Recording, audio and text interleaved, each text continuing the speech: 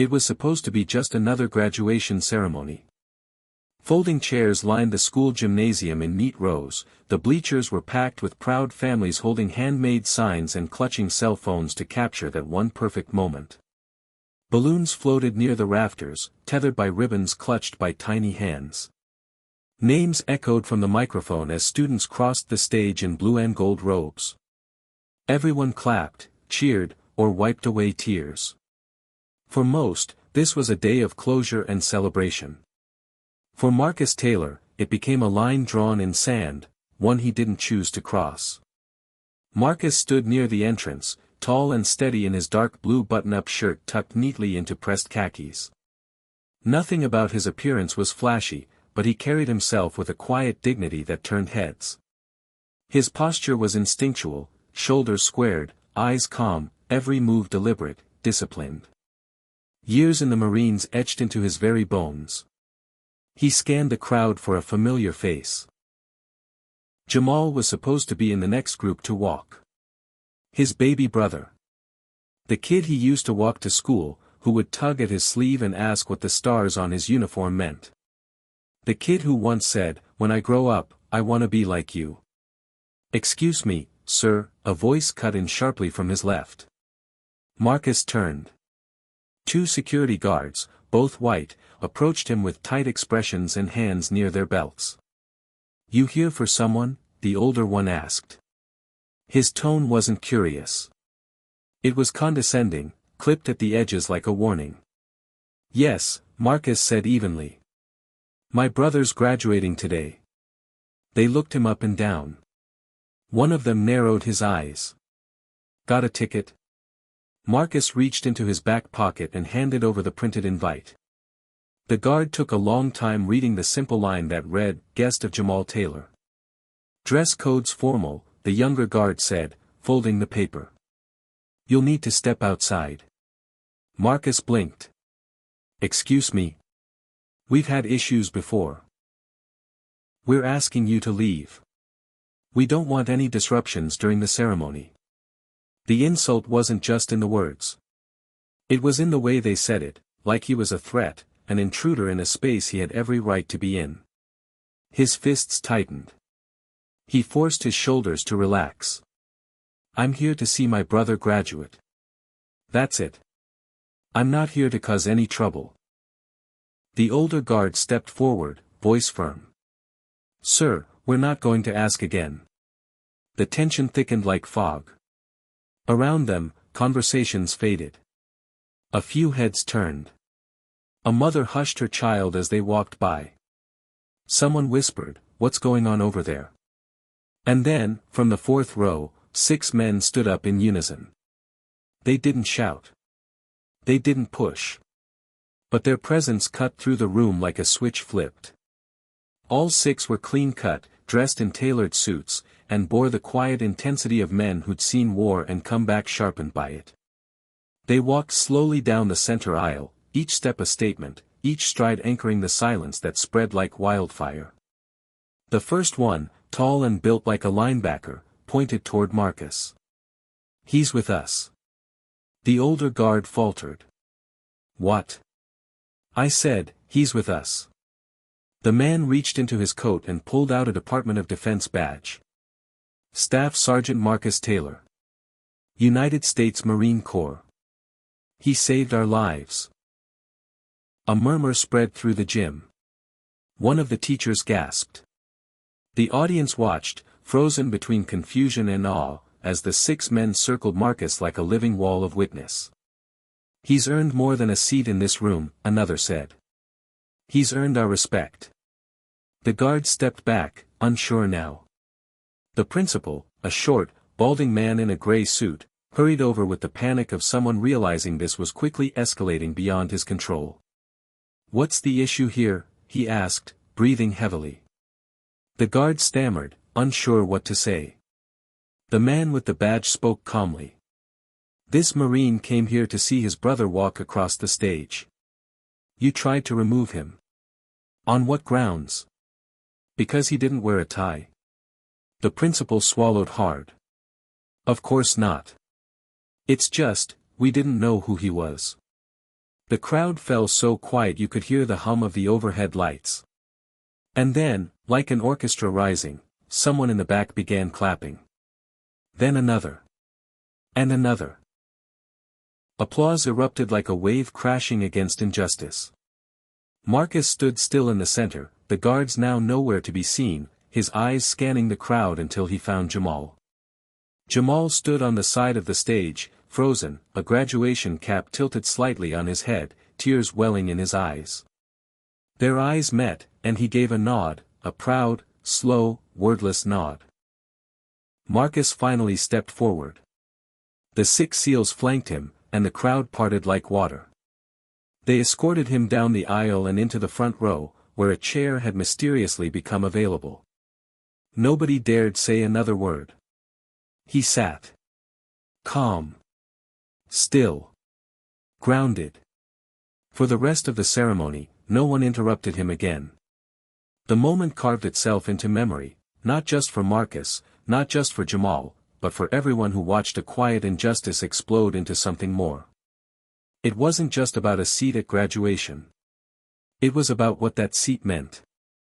Hit subscribe and leave a comment with where you're watching from. This story might just spark a new beginning. What's one thing that always pushes you forward, even when things get tough?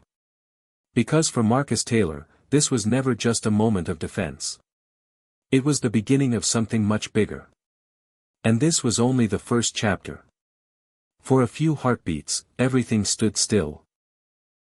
The kind of silence that doesn't come from the absence of sound, but from a collective breath being held all at once. People stopped mid-cheer, mouths still open, phones still raised. On stage, the line of students in graduation gowns paused, uncertain whether to keep walking. Somewhere in the back, a child dropped a balloon and didn't bother chasing it as it floated gently up toward the gymnasium lights. All eyes were on Marcus. He sat in the front row now, flanked on either side by the 6 men who had walked with unshakable purpose to stand beside him. They didn't say much once they got there. They didn't need to. The way they positioned themselves, arms crossed, back straight, jaws set, told everyone in the room who Marcus Taylor was. Not just a man. Not just a Marine. But someone they had followed into fire, and would follow again if asked. People whispered. Teachers leaned into each other.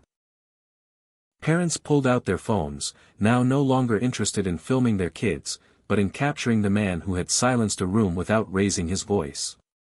On stage, Jamal stood rooted, his cap slightly crooked, tassel swaying with every shallow breath. His eyes stayed locked on his brother. For a moment, it wasn't a graduation anymore. It was history, personal and powerful, playing out in front of 1,000 strangers. Kyle, the tallest of the 6 SEALs, leaned slightly toward Marcus and whispered, "Still remember how to make an entrance." Marcus smiled, just barely, and shook his head. "Didn't ask for one." "You didn't have to," Lopez added from the other side. This time, the world noticed. The principal, still flustered, had returned to the microphone after whispering something quickly to the announcer. He adjusted it with shaky hands, cleared his throat, and tried to continue with the name roll. But his voice wavered, cracking like a man just reminded of something deeper than rules and routine. Jamal's name came up. Jamal Elijah Taylor, the announcer called, with a tremor that echoed off the walls. Jamal moved. Slowly at first, then faster, stepping across the stage in a way that felt heavier than it should have. He took his diploma, shook hands with the principal, and turned toward the audience. But instead of walking off like the others, he took the microphone. People in the crowd murmured. The faculty shifted nervously. But Jamal's voice came clear and strong, trembling with emotion but anchored with clarity. "I wasn't going to say anything," he began. "But after what just happened, I can't sit down and pretend like it didn't matter." A hush swept through the room again. He held his diploma in one hand and the mic in the other, and every word felt like a pin dropped in the middle of glass. "That man down there is my brother," he said, pointing to Marcus. "He's the reason I'm standing here. He taught me how to fight without fists. He taught me that silence doesn't mean weakness. That sometimes, just standing still is the loudest thing you can do. Several people in the audience wiped their eyes. They tried to make him invisible today, Jamal continued. But he's the one who taught me how to be seen. And if you ever wanted to know what a hero looks like, you're looking at him. Marcus didn't move. He couldn't. His chest felt tight, his hands numb. This wasn't just his brother speaking. This was the boy he carried on his back through floodwaters in their old neighborhood. This was the kid who used to fall asleep holding onto the hem of his uniform jacket. Now standing tall, proud, in front of hundreds, because of him. Jamal looked back down at him, nodded once, and walked off the stage to a standing ovation. The applause rolled through the gym like thunder. It wasn't polite or forced, it was real. It swelled from people who didn't even know why they were clapping at first, only that something right had just happened. And then others stood.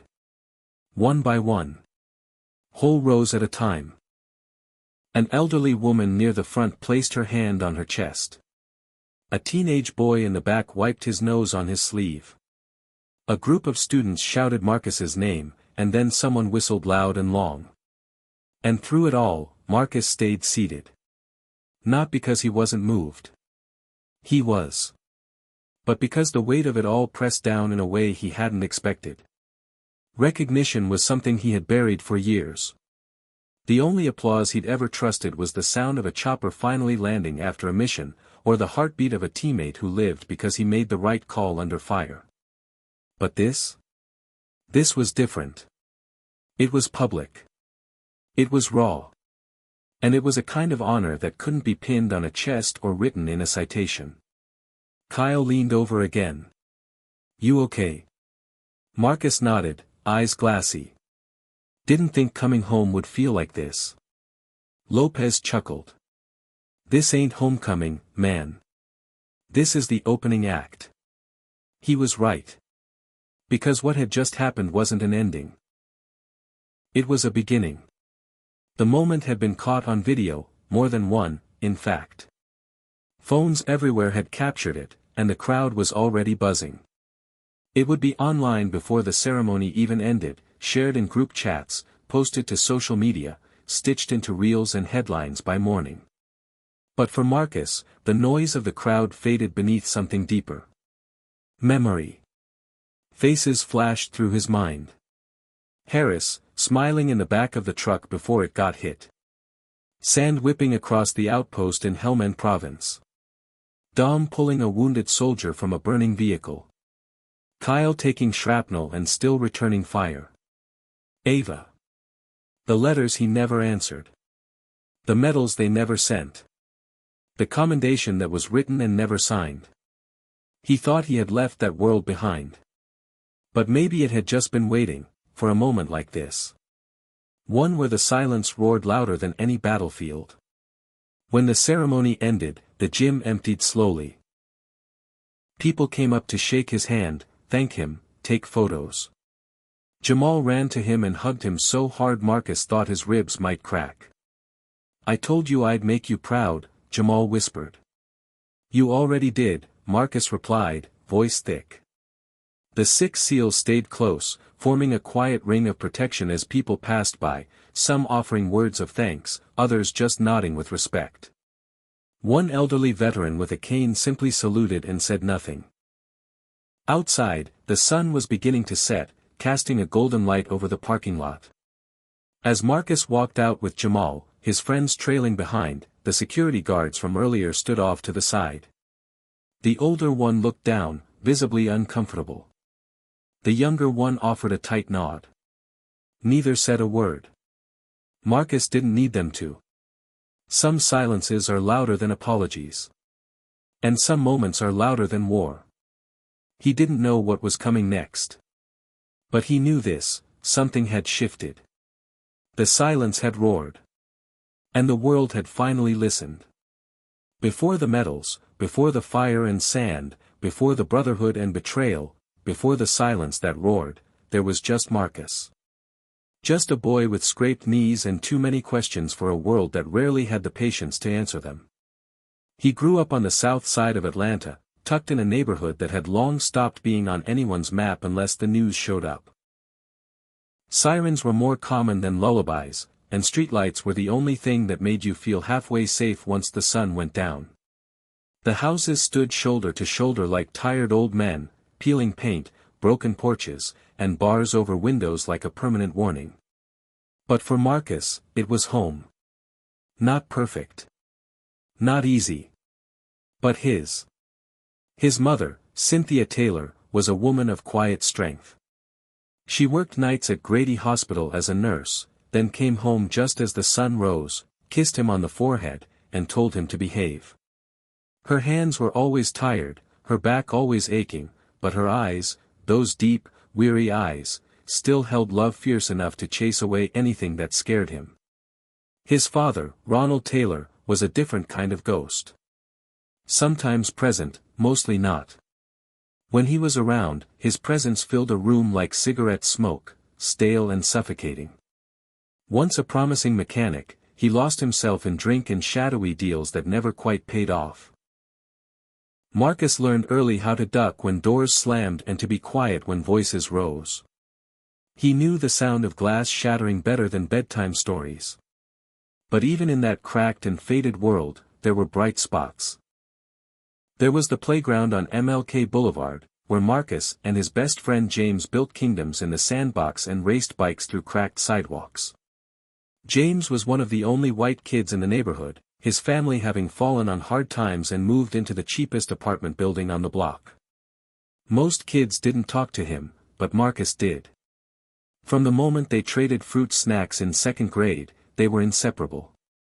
They would sit on the curb and dream big. James wanted to be a lawyer, Marcus wanted to fly planes. Neither knew what it would take to get there, but they held on to those dreams like they were lifelines. Marcus learned how to fight not from cartoons or video games, but from real life. When a boy twice his size shoved James off his bike in fourth grade, Marcus stepped in. His lips split open, knuckles bleeding, but the other kid never came back. It was that day he learned pain wasn't the worst thing a person could feel. Helplessness was. Middle school hit like a wave.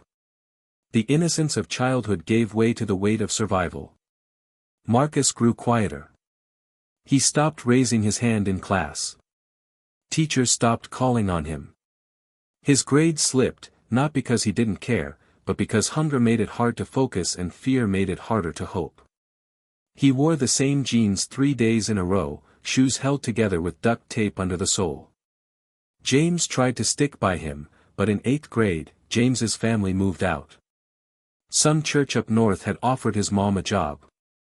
On their last day together, James gave Marcus a photo of the two of them from the 5th grade science fair, two goofy kids grinning with their volcano project, baking soda and vinegar still crusted on their shirts.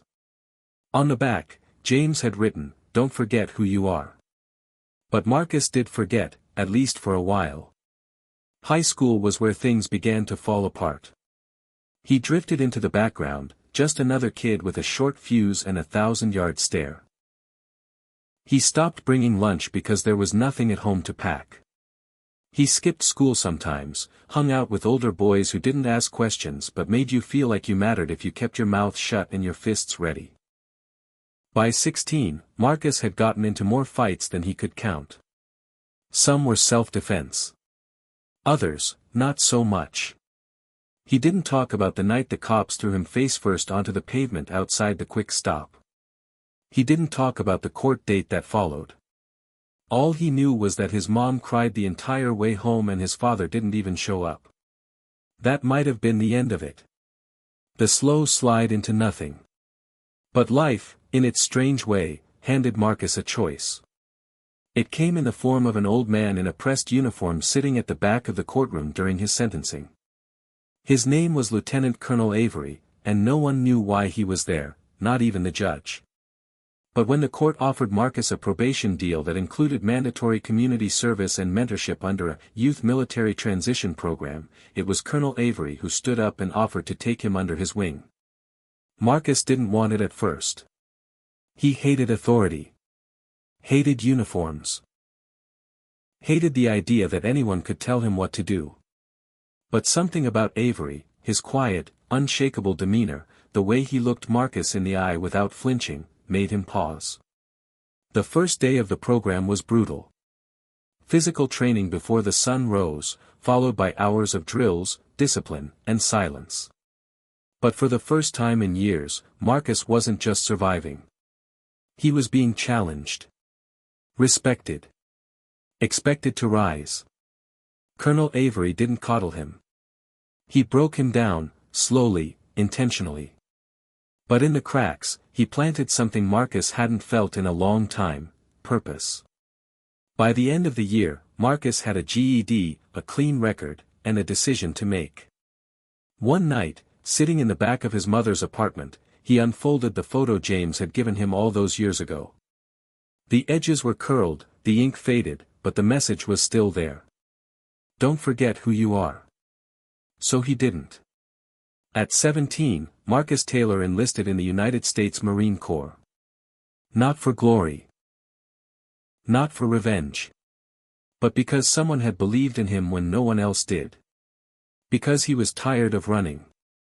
Because for the first time, he saw a version of himself that wasn't a burden, but a brother, a leader, a man.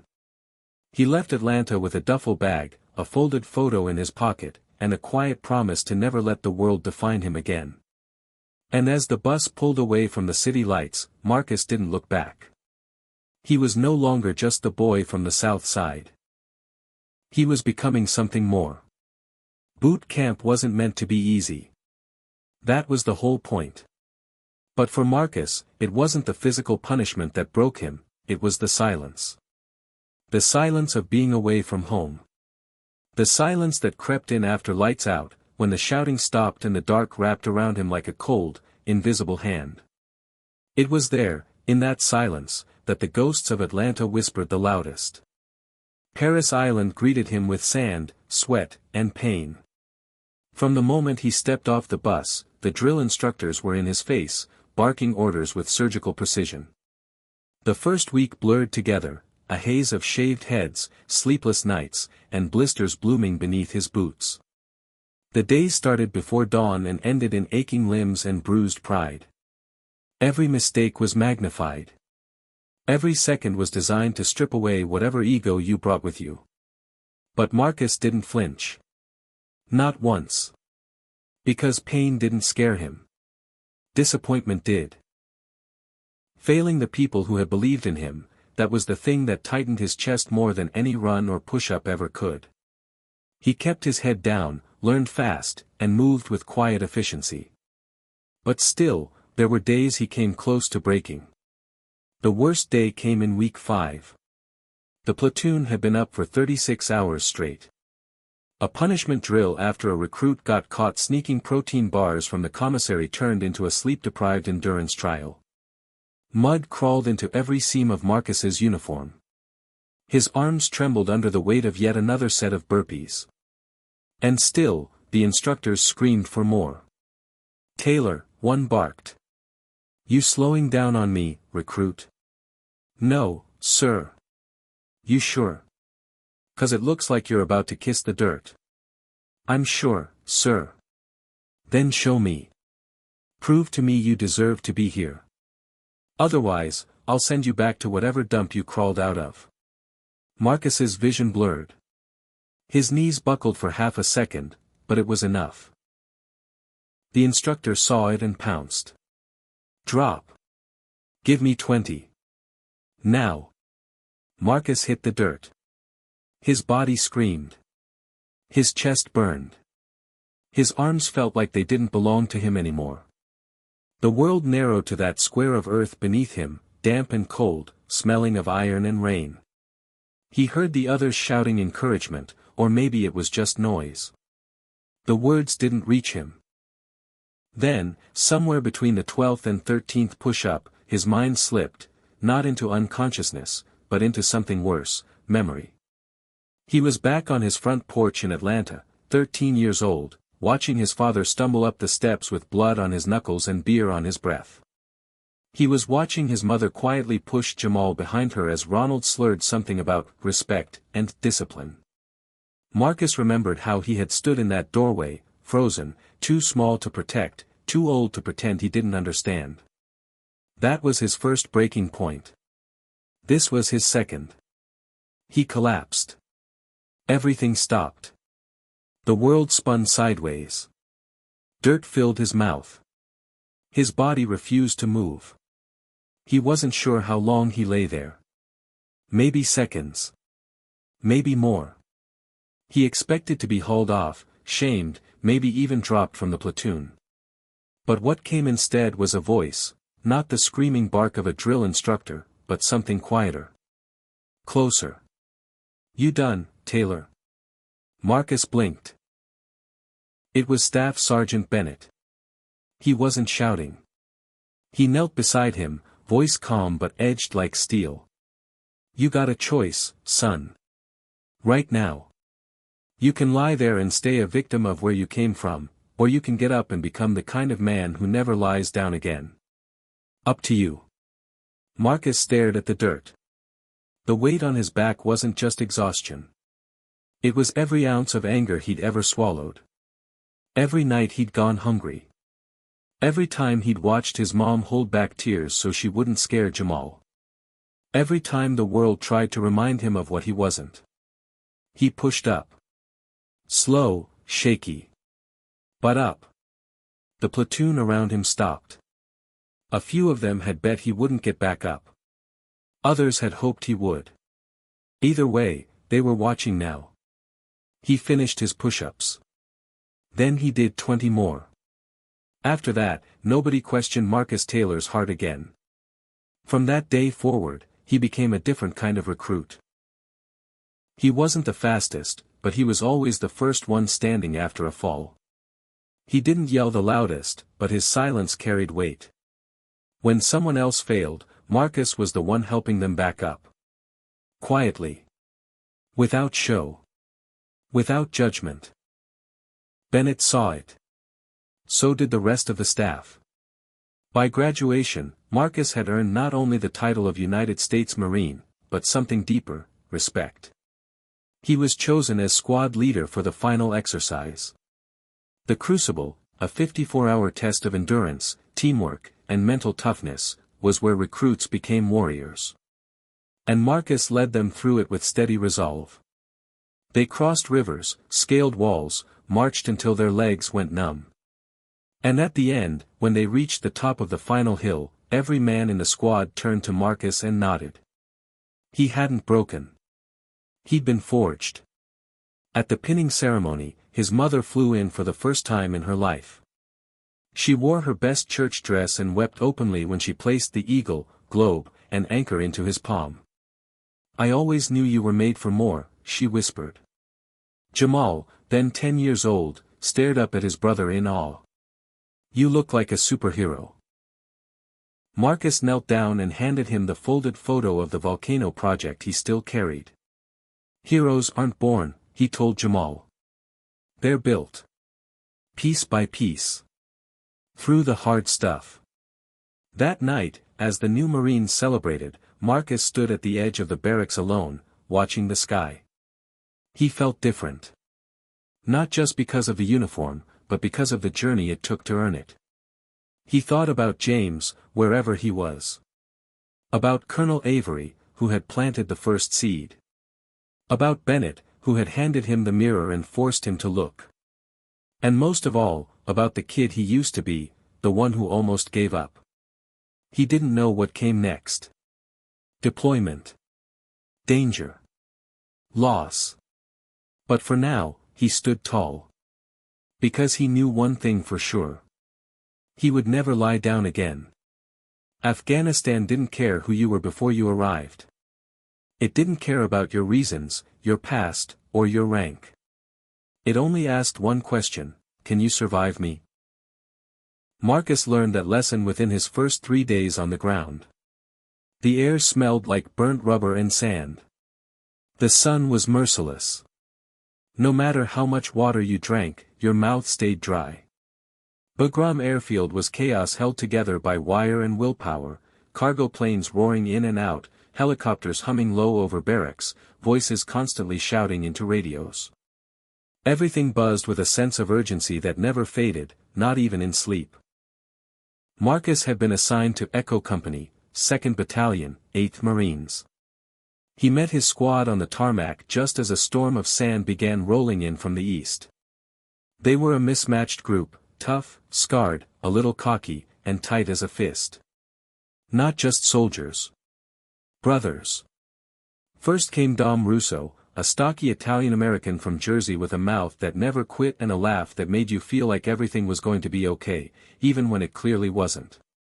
Then there was Ray "Doc" Anders, the Navy corpsman assigned to their unit, quiet but with eyes that noticed everything.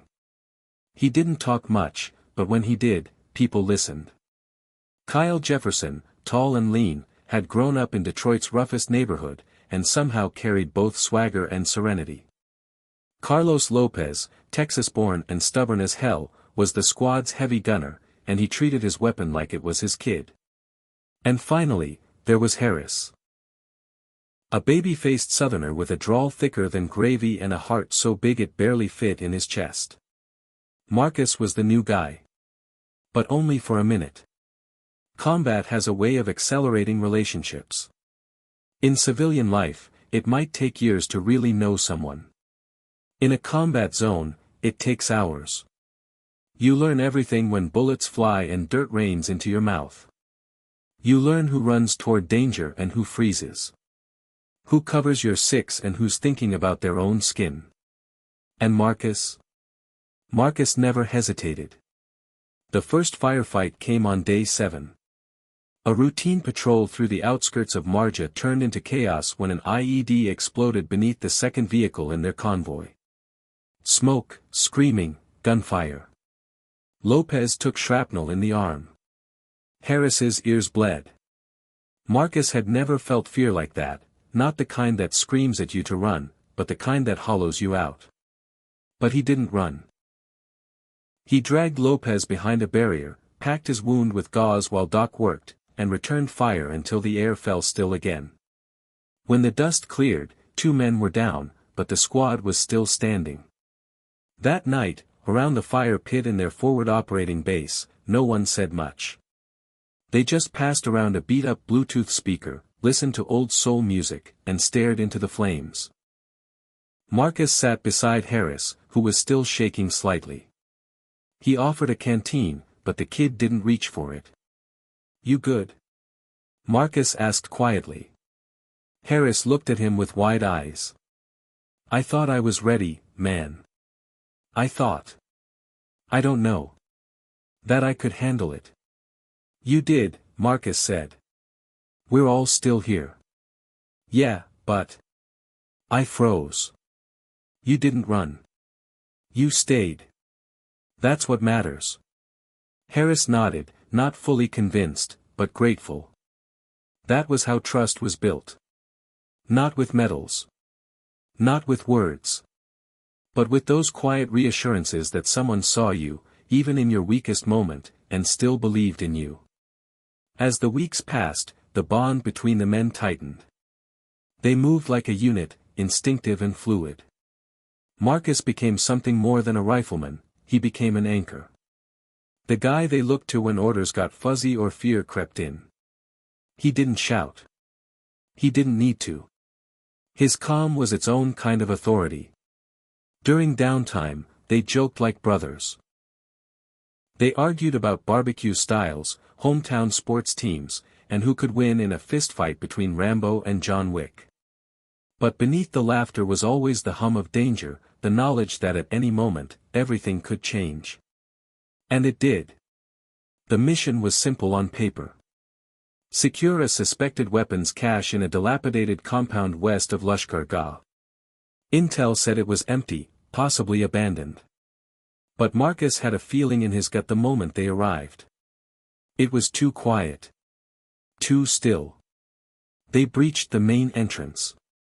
Lopez and Kyle went left. Marcus and Dom went right. Harris covered the rear with Doc close behind. The first shot came from a shadow near the stairs. Then another. Screams. Dust exploded from the walls as bullets tore through plaster and brick. Contact left. Contact left, someone shouted. Marcus dove behind a broken doorway, returning fire. He saw Lopez drop to one knee, holding his shoulder. Kyle was yelling, trying to drag him to cover. Dom's voice rang out behind them, furious and focused. It wasn't war. It was something messier. Closer. Marcus moved without thinking, clearing rooms, shouting orders, checking corners. In the chaos, he saw Harris pinned near a hallway, rifle jammed, hands shaking. Harris. Move. I can't, my gun. Marcus sprinted, dropped beside him, pulled the weapon, cleared the jam in 3 seconds, and handed it back. He clapped Harris on the helmet. You're all right. Watch left. They pushed forward. Inch by inch. And then it stopped. 5 insurgents down. 1 Marine injured. All alive. After the medevac, the squad returned to base in silence. No one celebrated. No high fives. Just tired eyes and smoke curling from the tip of Dom's cigarette. Later that night, Harris found Marcus alone near the wire. You saved me back there, he said. No, you saved yourself, Marcus replied. I just reminded you what you're made of. I froze again. Yeah. And then you moved. Harris nodded slowly. I don't know what kind of Marine I'm gonna be. You're gonna be the kind who makes it home. That's the only kind that matters. From that night on, something changed in Harris. In all of them. They stopped seeing Marcus as just a solid Marine. He was their leader. Not by rank, but by example. And in places like that, far from family, from peace, from anything that felt normal, that kind of leadership was everything.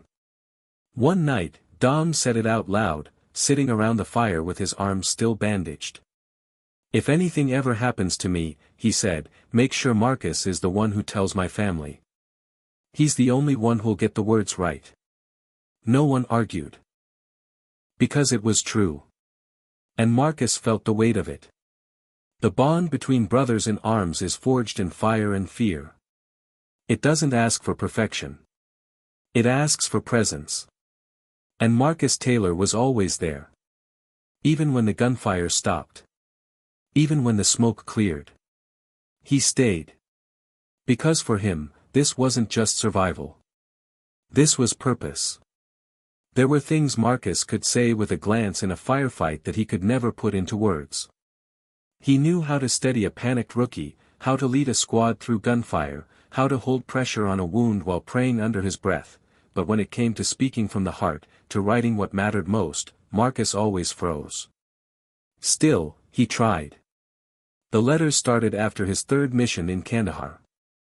A routine convoy escort turned ugly when a suicide bomber breached the compound's outer wall. No Marines were lost, but the explosion left Lopez with a concussion and shook even the steadiest among them. That night, back in the barracks, Marcus stared at a blank piece of paper for 2 hours. The first one was meant for his mom. Hey Ma. I know I haven't written in a while. I'm okay. It's hot as hell here. Food's trash. But the guys are good. They got my back. I hope Jamal's doing alright. Tell him I miss him. Tell him to stay in school and stop watching scary movies before bed. Love. Marcus. He never mailed it. He folded it twice and stuck it in a small notebook he kept inside his rucksack.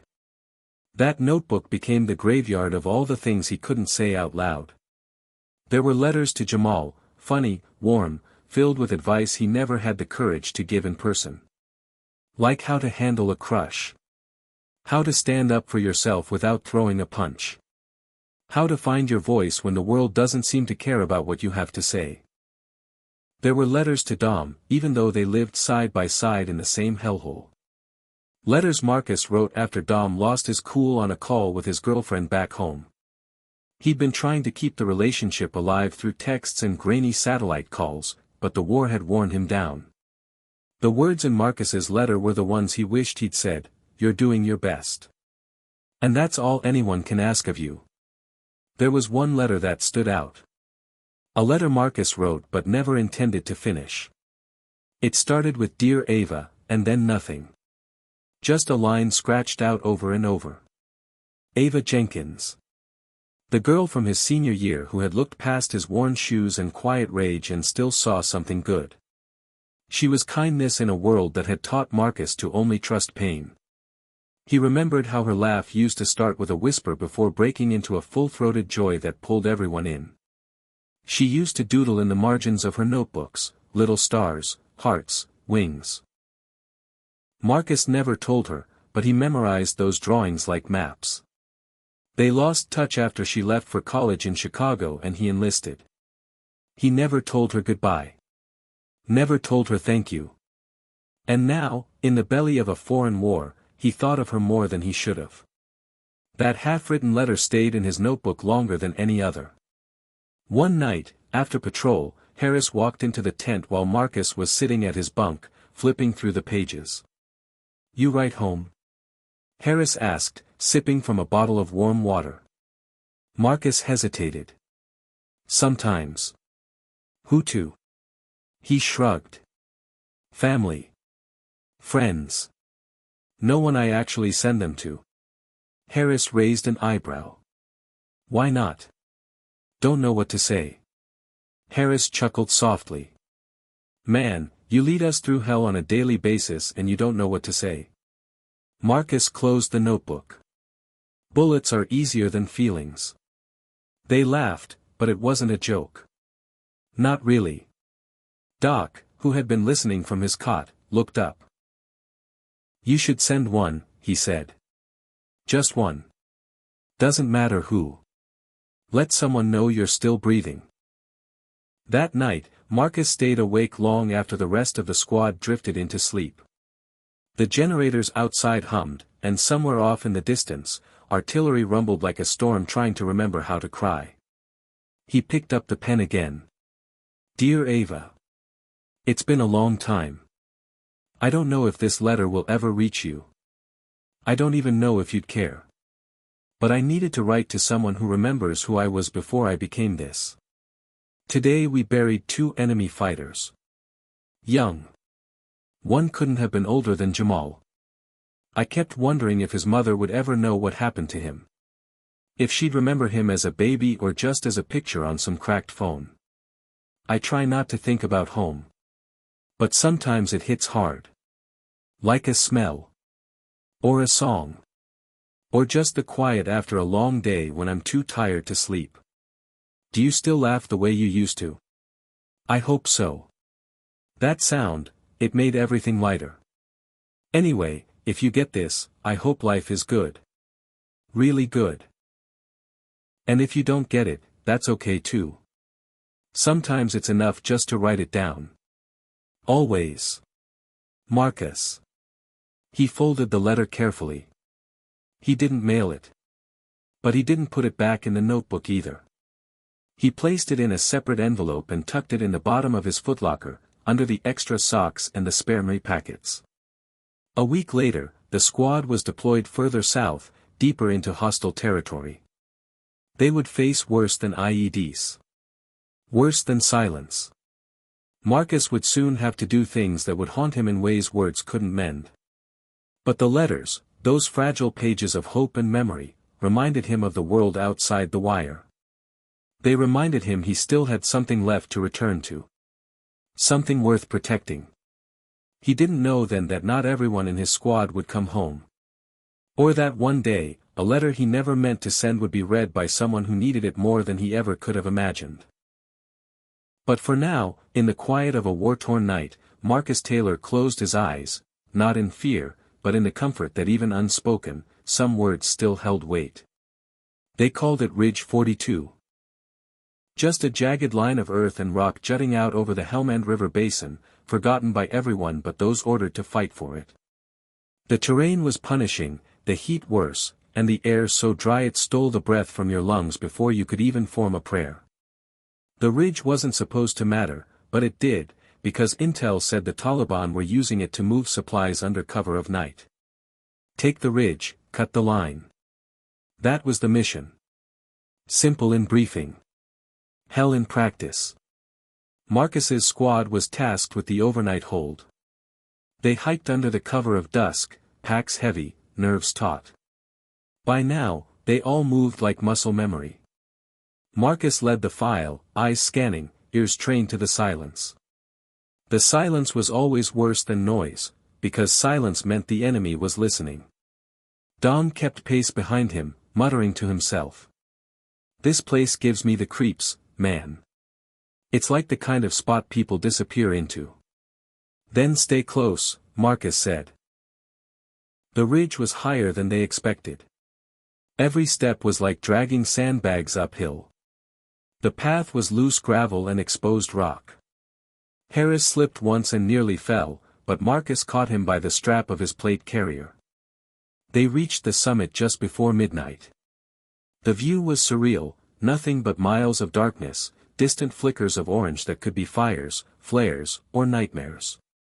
They set up defensive positions, sandbagged where they could, and waited. Time passed slowly. At 0300, Doc whispered over comms, movement south, 200 meters. Could be goats, could be trouble. They froze. Marcus raised his rifle, eyes locked into the black. Nothing moved. Not at first. Then came the crack of a rifle. Then another. Contact left. Kyle yelled. Chaos exploded. Rounds snapped past their heads. Muzzle flashes lit the rocks like strobe lights.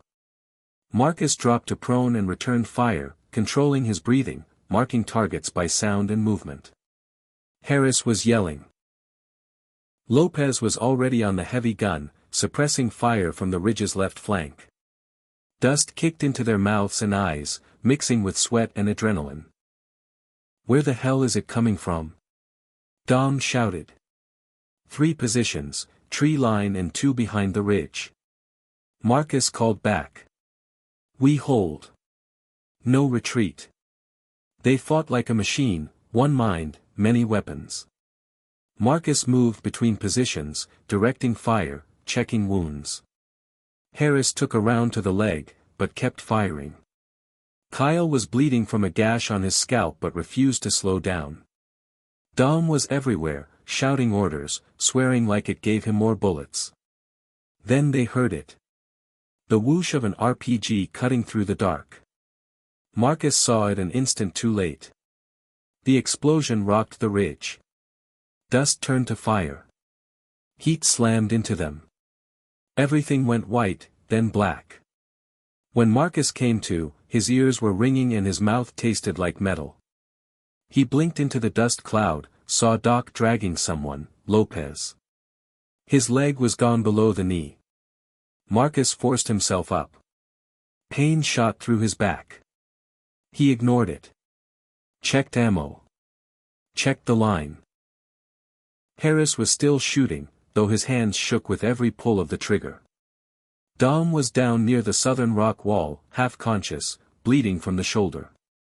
We need air support now. Marcus shouted into his radio. No response. Jammed. Fallback point Alpha. Everyone move. He ran to Harris, lifted him with one arm, and dragged him behind cover. You still with me? Yeah, Harris said, breath hitching. I'm good. I'm good. No, you're not, Marcus said. But we will be. He made it to Dom next. The big man was trying to stand. Not your best day, huh? Marcus said. Dom smirked through blood. I told you this ridge was cursed. Together, they crawled back to a stronger defensive position. Kyle and Doc laid down cover fire. Bullets bit the rocks around them, but they moved with purpose. They weren't fighting for the ridge anymore. They were fighting for each other. It lasted another 10 minutes. Then the sound of helicopters. AH-1Z Vipers soared over the ridge, engines howling like judgment. The enemy fire stopped. Or maybe the enemy ran. Marcus didn't care. They held. When the sun rose, the ridge was quiet again. They had won. But at what cost? 2 injured. 1 critical. Everyone bruised, broken, or burned. The medevac came fast, too fast, like a blur. Marcus stood beside the stretcher as they loaded Lopez, who was fading in and out. "You saved me, man," Lopez mumbled. "You saved yourself," Marcus said softly. "I just reminded you how." The pilot called for final boarding. Marcus turned to the squad. "We did what we came to do. Ridge 42 is ours." Kyle nodded, exhausted. "They're gonna write about this one." "They better," Dom said, wincing as he was helped onto the bird. "I want a whole chapter titled Dom Russo Saves the Damn Day." They laughed, because it hurt too much not to. Later, back at base, Marcus sat alone, bandaged and stiff, watching the bloodstained sunrise over the wire. He reached for his notebook. Wrote a single line. "Some battles you survive. Others survive in you." He closed the book. Ridge 42 was done. But the war wasn't.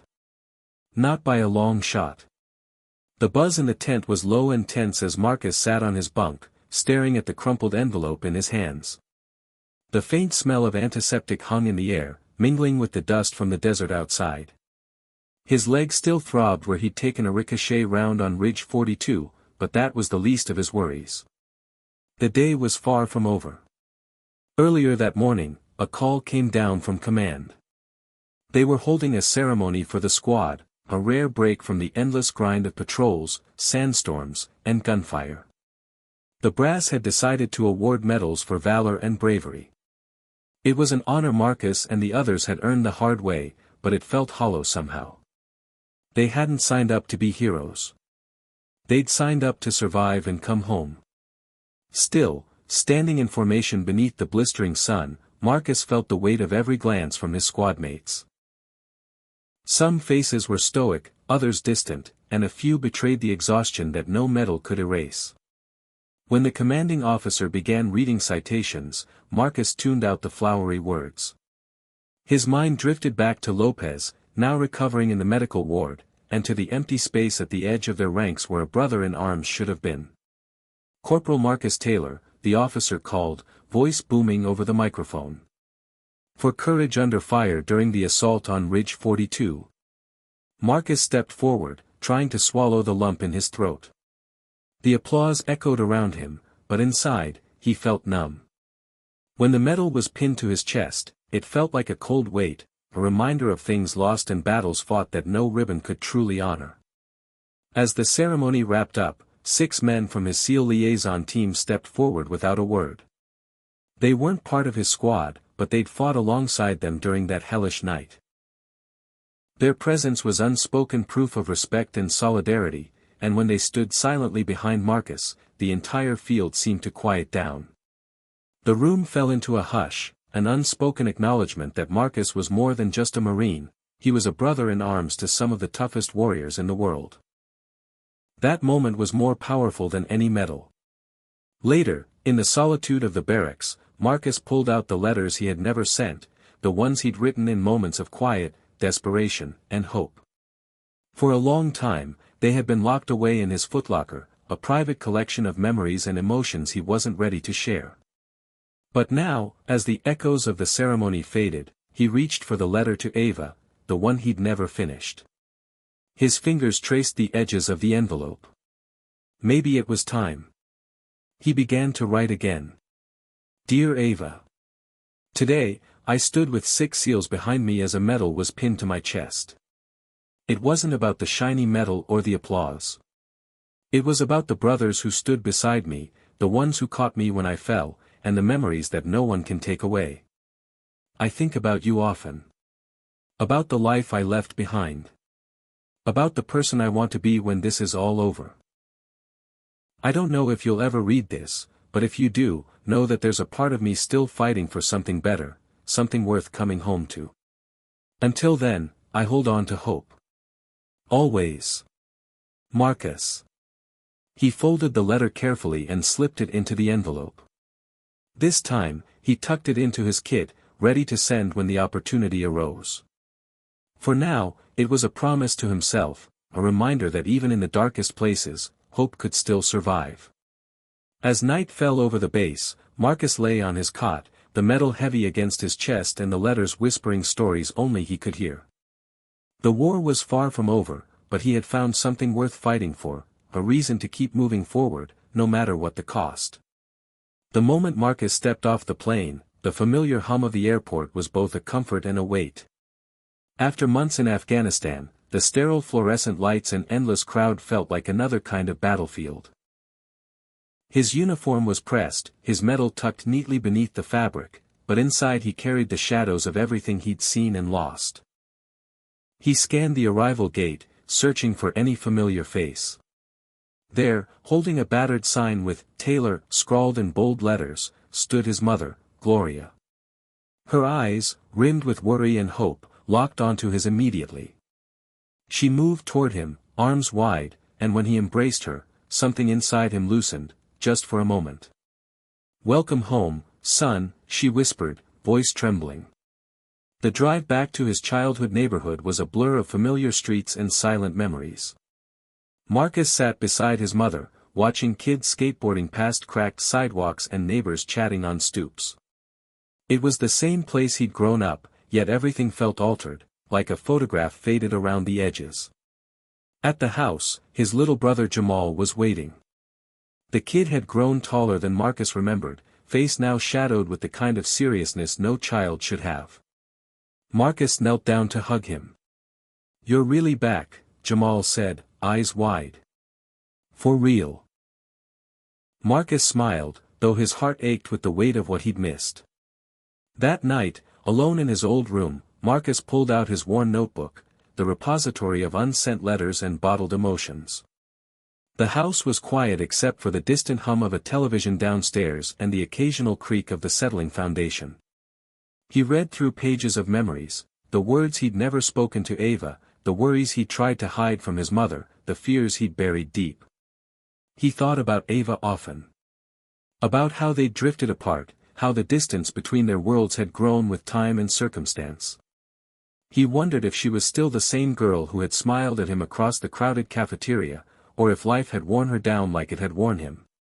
His phone buzzed, a message from Ava. Simple. "Hey Marcus. Heard you're home. Coffee?" His heart hammered. The next morning, Marcus met her at a small cafe downtown. She hadn't changed much, the same warm smile, the same spark in her eyes. But there was something new, something hardened beneath the surface. The war had left marks on both of them. They talked for hours, sharing stories and silences, laughter and tears. Marcus told her about the mission on Ridge 42, about the squad, about the letters he'd never sent. Ava listened, never judging, only understanding. But the shadows from home didn't stop there. His old neighborhood was still grappling with the same problems: poverty, violence, broken promises. Jamal's school was underfunded. Their block was plagued by gangs and fear. Marcus realized that the battles he fought overseas were nothing compared to the struggles at home. One night, Marcus sat on the front porch, looking at the stars. The war wasn't just a place far away. It lived here, in the struggles of his family and community. He felt the weight of responsibility settle on his shoulders. He had survived the war. Now, it was time to fight for home. Marcus had always believed that coming home would mean relief, that the hardest part, the war, was behind him. But as the days stretched into weeks, the battlefield shifted, and he found himself fighting a different kind of war, one that invaded the quiet hours and clawed at his mind when no one was watching. The early mornings were the worst. The house was too silent, shadows from the past creeping into every corner of his room. He would wake suddenly, heart pounding, drenched in sweat, eyes searching for the enemy that wasn't there. The nightmares had begun to haunt him, unrelenting and vivid. Scenes from Ridge 42 played like a broken film reel, the flash of explosions, the screams of his brothers in arms, Lopez's fading eyes. His body was back in his old neighborhood, but his mind was trapped in the dust and gunfire of a distant war zone. At the community center, Marcus tried to find grounding. He volunteered, coaching kids in football, helping with tutoring programs, anything that would distract him from the storm raging inside. But every time he smiled at the children, he saw in their eyes the same desperation he had felt overseas, the hunger for hope, the hunger for a way out. Jamal, his younger brother, was one of those kids teetering between childhood and the harsh realities of the streets.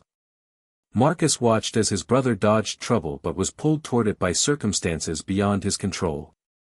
The local gangs claimed the blocks like territory on a battlefield, and young boys like Jamal became pawns in a game they never asked to play. One afternoon, Marcus found Jamal sitting on the stoop, face tight with worry. "You okay?" Marcus asked, crouching beside him. Jamal looked up, eyes glistening with a pain Marcus recognized all too well. "They want me to do something," he said quietly. "I said no, but they don't take no for an answer." Marcus felt a cold spike of fear pierce his chest. The gang wasn't just a threat in abstract anymore, it was here, on his doorstep, threatening to swallow his brother whole. That night, Marcus lay awake, restless, thinking of how many lives had been derailed by violence, how many futures stolen by a cycle of poverty and fear. The same fire that had driven him to enlist, to serve and protect, was now burning inside him for a new fight, one without uniforms, without medals, but no less vital. His frustration grew. No matter how hard he worked, the system seemed rigged against kids like Jamal, like the neighborhood itself. Police officers drove by without stopping. Schools lacked resources. Opportunities felt like distant dreams. The weight of helplessness was suffocating. One evening, after a heated argument with his mother about what the future held, Marcus stormed out of the house. The air was thick with humidity, the streets alive with distant shouts and sirens. He wandered aimlessly, finally stopping at an old park where the neighborhood kids played basketball under flickering lights. Watching them, Marcus realized how easily the smallest spark could ignite a life's direction. One bad choice, one moment of desperation, could lead to years behind bars or worse. He clenched his fists, vowing he wouldn't let that happen to Jamal. Days later, Marcus received a call from the community center director. There had been a shooting nearby, and one of the kids he mentored was hurt. When Marcus arrived, the boy was pale and trembling, but alive. The incident shook him to his core, the violence now closer than ever. That night, as he sat with Jamal in the dim light of their living room, Marcus shared his fears aloud for the first time. "I fought in a war where bullets flew and men died," he said. "But this is a different kind of fight. And I don't want to lose you to it." Jamal nodded, eyes wide. "I don't want to be that guy, Marcus. I want more." In the weeks that followed, Marcus threw himself into community work with renewed purpose. He organized neighborhood cleanups, started after-school programs, and partnered with local leaders to demand change. Slowly, small victories came, more police foot patrols, better funding for schools, a safe space for kids to gather. But progress was slow, and the forces opposing it were powerful. Corruption, indifference, and despair lurked in every corner. Marcus also faced a battle within himself. The war had left scars deeper than physical wounds. He struggled with anger, guilt, and the sense that no matter what he did, some things were broken beyond repair. Sometimes, late at night, he found himself staring into the darkness, questioning if his efforts truly mattered. Yet each time, the image of Jamal and the other kids kept him going, their bright faces, their stubborn hope. One evening, as Marcus sat alone on the rooftop of his building, the city sprawling out beneath him like a battlefield of light and shadow, his phone buzzed. It was a text from Ava. "Coffee?" We need to talk. He smiled for the first time in days. Maybe the war wasn't just behind him, but the future still held possibilities worth fighting for. Marcus folded his hands and looked up at the stars, the same stars he had gazed at from the ridge in Afghanistan. The battles he faced now were different, but the fight was far from over. He had reached his breaking point, but it had also become his turning point. He wasn't just a soldier anymore, he was a guardian of his home, protector of a new kind of battlefield. And he would fight with everything he had. Marcus never imagined that the path to healing and change would lead him into the heart of unlikely partnerships. After months of trying to tackle the neighborhood's problems alone, he realized that no single person, no matter how determined, could carry the weight of the whole community. The challenges were too big and too deeply rooted. What he needed was allies, people from every corner of the city, people who didn't always see eye to eye but shared a common desire to see things improve. It started with a chance meeting at a city council meeting. Marcus had come prepared to speak about the rising violence and lack of resources for the youth in his neighborhood. The room was packed with local officials, activists, and residents, many with competing agendas. He stood up, heart pounding, and laid out the stark reality, how the kids he coached were falling through cracks, how the system seemed deaf to their cries for help, and how violence was a symptom of deeper wounds that needed healing, not just policing. Afterward, as he stepped down from the podium, a tall man with graying hair approached him. His name was Detective Harris, a seasoned officer with a reputation for working hard in tough neighborhoods, but also for pushing back against bureaucracy. Harris wasn't Marcus's usual idea of an ally. The police had been a source of tension and distrust in his community. But the detective spoke with an earnestness that caught Marcus off guard. "We need people like you," Harris said quietly. "Someone who understands both sides. If we want real change, it's going to take work, together." At first, Marcus was skeptical. Years of war had taught him to trust cautiously. But as they talked more, it became clear that Harris wasn't just offering words, he had ideas and contacts, and a genuine desire to bridge the gap between law enforcement and the community. That meeting marked the beginning of an unexpected alliance that would ripple through the neighborhood. Marcus and Harris began to coordinate neighborhood patrols that weren't about intimidation but about presence and protection. They brought in community leaders, local business owners, church groups, and youth mentors. Slowly, trust grew, fragile but real. Kids who once ran from police officers now saw some of them as protectors. Police officers who had been jaded started listening to stories from the streets they patrolled.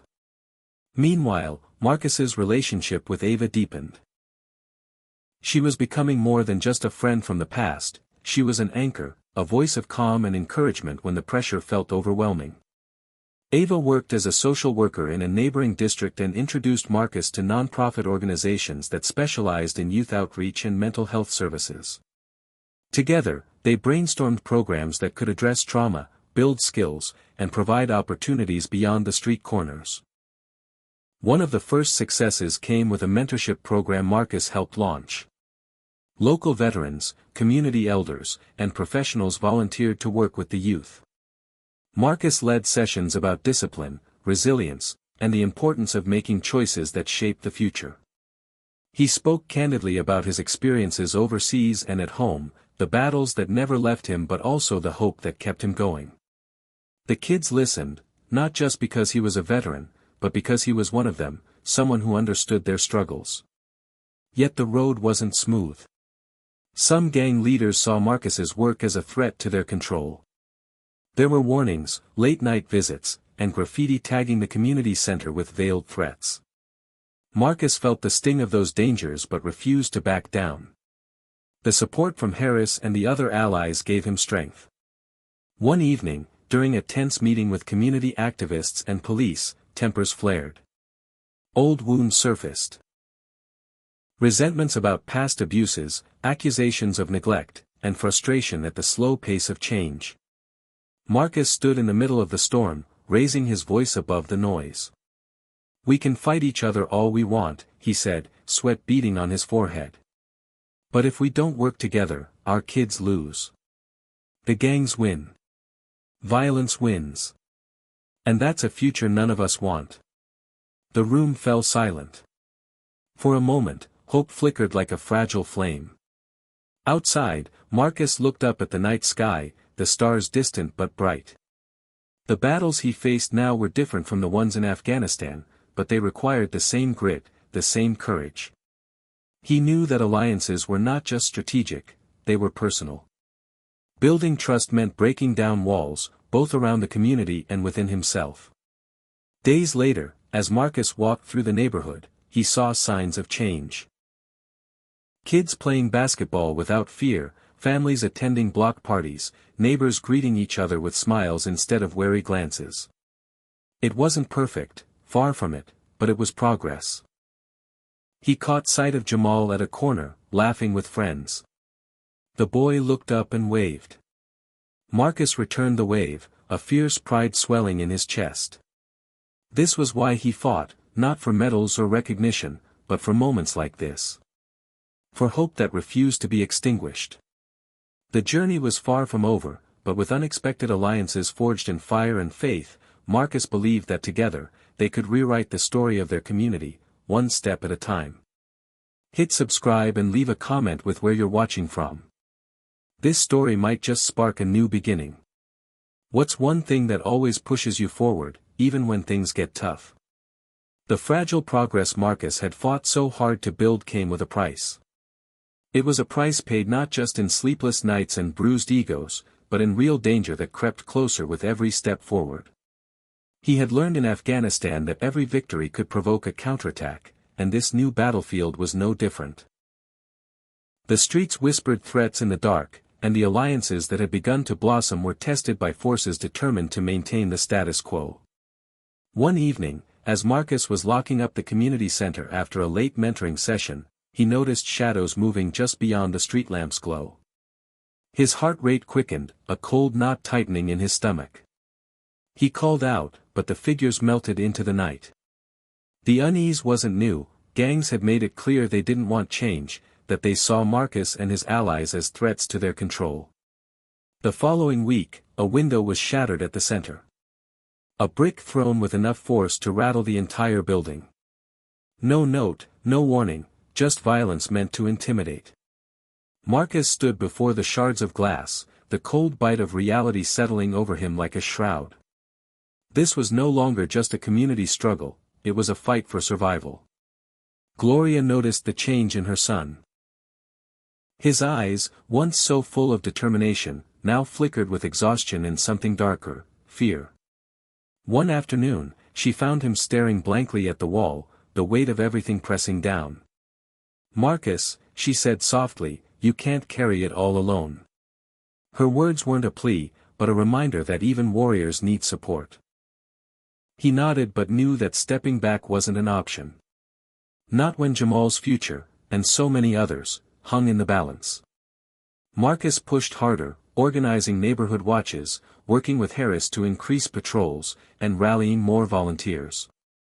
But with every positive step, the backlash intensified. Then came the phone call that shook him to his core. Jamal had been caught in the crossfire during a gang dispute. Rushed to the hospital, the boy lay unconscious with a bullet lodged dangerously close to his spine. The news hit Marcus like a freight train. Sitting beside his brother's hospital bed, he replayed the moment over and over, haunted by the what-ifs. What if he had been there? What if he hadn't tried to shield Jamal from the darker parts of the neighborhood? The days that followed were a blur of medical jargon, anxious waiting, and endless prayers. Ava stayed by his side, a steady presence when everything else felt unstable. She held his hand during the darkest moments, offering strength when his own faltered. The ordeal brought the community together, neighbors, police, volunteers, all rallying to support the family. It was a bittersweet reminder that change was worth fighting for, but the cost could be devastating. As Jamal slowly began to recover, Marcus faced a new kind of battle, the battle within himself. He wrestled with guilt and rage, feeling the same helplessness that had once threatened to consume him overseas. Nightmares returned with a vengeance, memories blending with fears for his brother's future. The therapy sessions he reluctantly agreed to were a lifeline, a place to unravel the tangled emotions that threatened to drown him. Through the pain, Marcus learned something vital, that healing was not a solo mission. It required vulnerability, trust, and the courage to ask for help. It was a lesson he carried back to the community, encouraging others to speak openly about their struggles and seek support. Despite the setbacks, Marcus refused to let the darkness win. He knew that change was messy and painful, but necessary. Each conversation, each program, each small victory was a thread weaving a stronger safety net for the neighborhood's children. The scars would remain, but they would not define the future. One afternoon, standing with Ava and Harris at a community event celebrating the reopening of the center after repairs, Marcus looked out at the faces around him, kids laughing, parents chatting, police officers sharing smiles with neighbors. The road ahead was still long and fraught with challenges, but the light of hope burned brighter than ever. Marcus understood now that the cost of change was steep, but so was the price of silence and surrender. For his brother, for his community, and for the memory of those he had lost, he would keep fighting. The battles may never truly end, but the courage to face them together was the most powerful weapon of all. After Jamal's slow recovery and the community's renewed determination, Marcus felt a shift deep inside himself, a sense that the fight was changing shape. He had been entrenched in battles, first overseas, then in the streets of his neighborhood, but now, something else was calling him.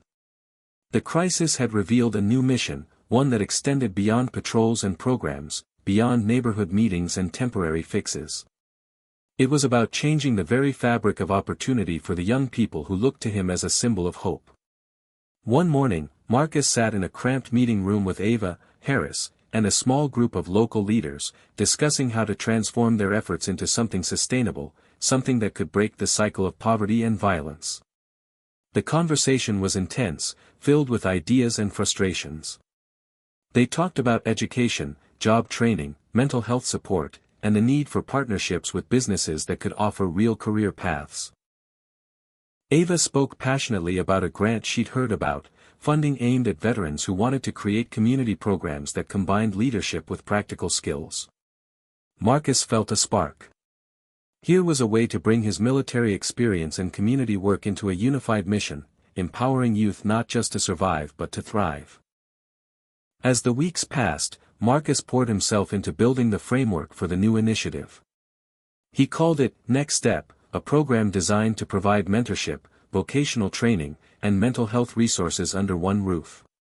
He envisioned a place where young people could find purpose and direction, where they could learn skills that would open doors beyond the neighborhood's borders. The idea was bold, ambitious, and it terrified him, but that fear only fueled his determination. Marcus reached out to local businesses, veterans organizations, and city officials, pitching the concept with the same grit that had seen him through combat missions. He spoke at town halls and schools, telling his story and inviting others to join the cause. Slowly, the vision took shape.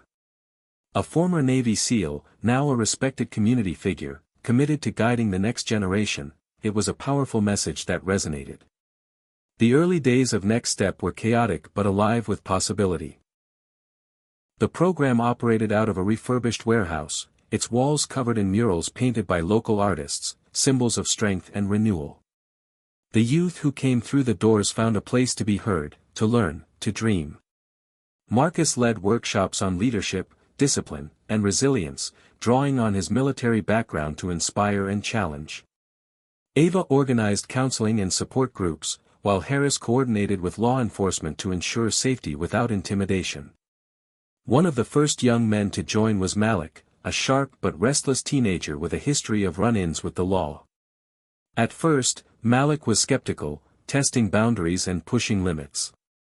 Marcus saw himself in the boy, the same fire, the same struggles. With patience and persistence, Marcus helped Malik channel his energy into learning welding and automotive repair. Weeks turned into months, and Malik's attitude shifted from defiance to determination. When Malik earned his certification, the pride in his eyes mirrored the pride Marcus felt, knowing that this was the kind of change that saved lives. But building something new wasn't without obstacles. Funding was tight, bureaucratic red tape slowed progress, and skepticism from some corners of the community lingered. Old rivalries and distrust threatened to pull people apart. Marcus had to navigate these challenges with the same strategic mindset he had used in the field, staying focused on the mission while adapting to shifting circumstances. One afternoon, during a planning session, Marcus received news that a neighboring neighborhood was experiencing a surge in gang violence. The call for help was immediate. Without hesitation, Marcus gathered the Next Step team and volunteers, preparing to extend their reach. This was no longer just about his own neighborhood, it was about a broader fight for safety and opportunity across the city. As they drove into the troubled area, Marcus felt a familiar rush of adrenaline mixed with hope. The war he had fought was no longer overseas. It was here, in the streets where kids deserved better futures. His new mission was clear: to build bridges, to open doors, and to show that change was possible when people came together with purpose. That night, as Marcus stood under flickering streetlights surrounded by young faces filled with curiosity and cautious optimism, he realized something profound. This mission was bigger than any one person or place. It was a movement, a chance to rewrite the story not just for himself or Jamal, but for every kid who dreamed of a life beyond the violence. The journey ahead would be long and difficult, but Marcus was ready. He wasn't just fighting to protect, he was fighting to build. And in that fight, he had found a new kind of victory. Even as Marcus pushed forward with Next Step, a mission that held so much promise, the shadows from his past refused to stay buried. They crept in unexpectedly, testing his resolve and threatening to unravel the fragile progress he'd made. Sometimes, the hardest battles are the ones inside, where old ghosts refuse to let go and the scars you thought were healing suddenly ache with new pain. One late evening, Marcus was alone in the community center, finalizing the schedule for an upcoming vocational training session. The place was quiet except for the hum of the air conditioner and the distant sounds of the city winding down. His phone buzzed, breaking the silence. The name on the screen made his breath hitch: Sergeant Daniels, his former commander from Afghanistan. They hadn't spoken in years, the distance between them growing with time and the weight of things left unsaid. Marcus answered cautiously, his voice steady despite the sudden flutter in his chest. "Marcus, it's been a while," Daniels said, his tone serious but not unkind. "I'm reaching out because there's something we need to talk about. Something from our last deployment, something that's come back to haunt me, and now it's coming for you." Marcus's mind raced, memories flooding back, missions, losses, the chaos of war. But what could be surfacing now, after all this time? Daniels explained that new information had come to light about an incident that had been officially closed years ago but never fully resolved. It involved a decision Marcus had made on the ground, one that saved lives but had also left unanswered questions and some in the military questioning his actions. The story was starting to leak into the public domain, threatening to damage not only Marcus's reputation but the progress he'd fought so hard to make it home. The conversation left Marcus shaken. The past was no longer just a chapter behind him, it was a storm gathering on the horizon, ready to disrupt everything. For the first time in months, he felt the familiar weight of anxiety creeping in, the gnawing doubt that maybe he wasn't ready for this fight after all. The next few days were a whirlwind. Reporters began calling, social media buzzed with speculation, and Marcus found himself thrust into a spotlight he hadn't asked for. The community watched closely, some rallying in support, others whispering doubts.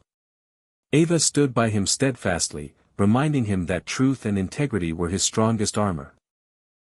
Marcus met with legal advisors and old comrades, piecing together the events from years ago, determined to face the accusations head-on. It wasn't easy, painful memories resurfaced, and the pressure mounted. But in those moments, Marcus found clarity. His mission with Next Step, the kids depending on him, and the community's trust gave him the strength to stand tall. Amid this turmoil, a letter arrived from a young woman named Elena, someone Marcus had helped years ago during his early days in the neighborhood. She wrote about how Marcus's work had changed her life, how she'd gone on to college and now worked with at-risk youth herself. Her words reminded him of the ripple effect of his efforts, that one person's courage could inspire many. The shadows from the past tested Marcus's resolve, but they also reaffirmed the man he had become. He realized that the fight for justice and change wasn't about perfection but about resilience, honesty, and the willingness to face hardship head-on. With the support of Ava, Harris, and the community, Marcus prepared to confront the storm. One evening, standing before a crowd gathered at a town hall meeting, Marcus spoke candidly about the past, the challenges he faced, and the lessons learned. His voice was steady, his message clear: mistakes are part of the human experience, but growth comes from owning them and moving forward. The crowd listened in silence, some nodding in understanding, others wiping away tears. In that moment, Marcus saw a path forward, not just for himself but for the neighborhood and the program he had built. The shadows from the past would always be there, but they didn't have to define the future. What mattered was the courage to keep fighting, to keep building, and to keep believing. As the meeting ended and people slowly filtered out, Ava slipped her hand into Marcus's, a quiet promise that no matter what came next, he wouldn't face it alone. Together, they had weathered storms greater than this, and together, they would continue to rise. The past was a shadow, but it was also a part of the light that guided him onward. Marcus stood at the edge of the gymnasium, watching as the room filled with people from all walks of life.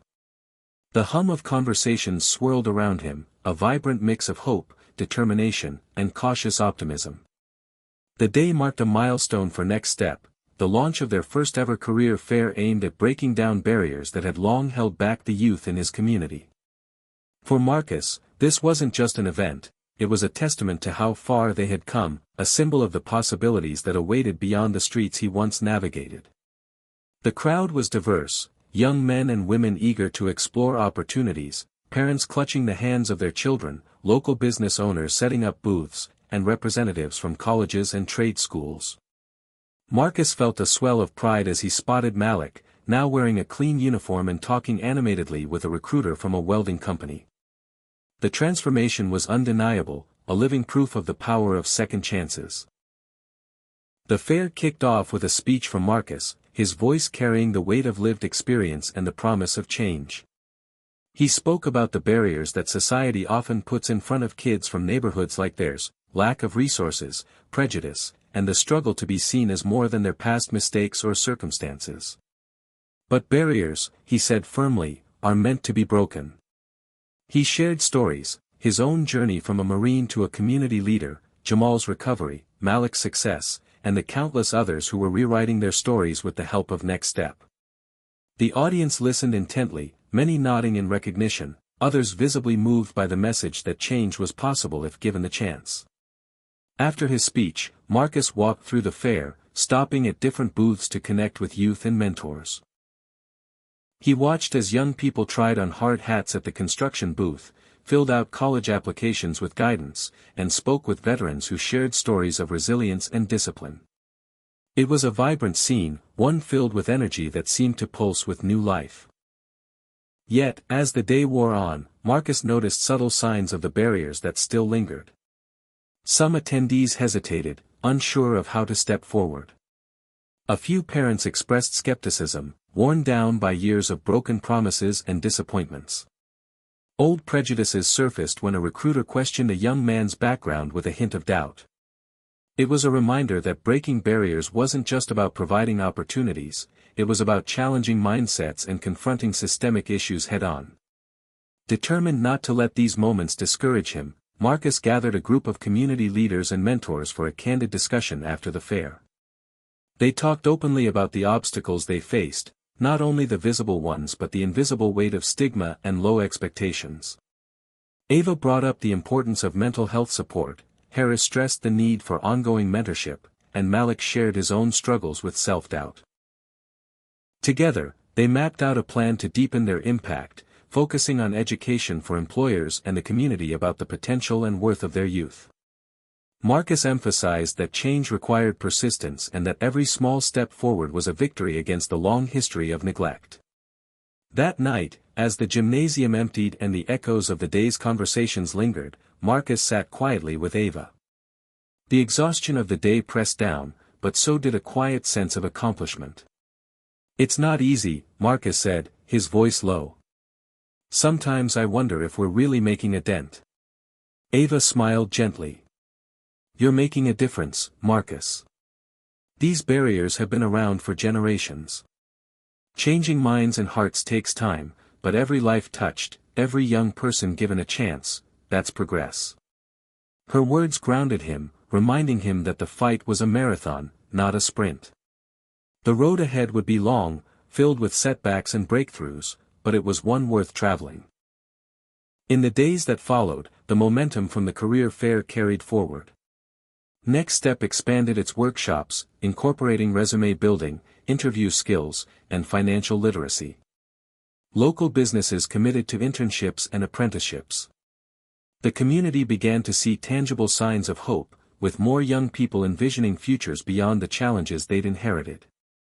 Marcus also made a point to meet with skeptics and critics, listening to their concerns and sharing his vision for a community transformed by opportunity and mutual respect. He knew that breaking barriers wasn't just about lifting up the youth, it was about building bridges between all parts of the community. One afternoon, while visiting a local high school, Marcus was approached by a teacher who had once doubted his efforts. "I have to admit," she said, "I wasn't sure this would work. But seeing the changes, the kids coming back inspired, it's different. You've opened a door for them." That moment was a quiet victory, a sign that the tides were slowly turning. As Marcus reflected on the journey, he realized that breaking barriers was about more than programs or events, it was about hope, trust, and relentless belief in the potential of people. It was about lighting a fire in a place where darkness had long held sway. The career fair was just one step, but it was a powerful one. And Marcus knew that with every barrier broken, a new door would open, leading to futures once thought impossible. The community around Next Step had always been close-knit but wary, stitched together by shared struggles and cautious hopes. Yet as Marcus pushed forward with his vision, he began to notice a shift, a widening circle of support that came from places he hadn't expected. These unexpected allies appeared at critical moments, offering resources, connections, and perspectives that deepened the impact of their work. It all started when Marcus received a call from a woman named Lisa Harper, a senior executive at a tech company downtown. Lisa explained that her company was looking for ways to engage with underserved communities and wanted to partner with Next Step to create a coding and technology program. At first, Marcus was skeptical. Tech had always felt distant from the gritty reality of his neighborhood. But Lisa's enthusiasm and genuine desire to make a difference convinced him to meet. Their first meeting was a study in contrasts. Marcus arrived in his usual plain clothes, the weight of responsibility evident in his steady gaze. Lisa, dressed in a sharp suit and carrying an air of corporate confidence, laid out her vision with polished precision. They talked about bridging the digital divide, teaching youth marketable skills, and creating pathways into industries often seen as inaccessible. What surprised Marcus most was Lisa's willingness to listen. To hear the real needs and fears of the community, not just impose a one-size-fits-all solution. They found common ground in their belief that opportunity should not be limited by zip codes or backgrounds. That meeting became the seed for a pilot program, one that would bring laptops, coding classes, and mentorship into the heart of Next Step's facility. As the program launched, Marcus watched as a new wave of young people engaged with technology in ways many hadn't imagined possible. Jamal, who had recovered from his injuries, threw himself into the classes with a fierce determination to master the skills that could change his trajectory. The spark in his eyes reignited, fueled by a chance to build a future beyond pain and struggle. Alongside Lisa's team, Marcus found other allies emerging. A local pastor offered the use of church space for weekend workshops. A retired police officer, once skeptical of Marcus's mission, volunteered to lead conflict resolution sessions. Even some of the community's longtime critics began to see the value in collaboration when they saw the tangible progress in the youth. But the most unexpected alliance came from within Marcus's old military network. A group of former SEALs, hearing about the challenges Marcus faced both at home and with the shadows from his past, reached out to offer support.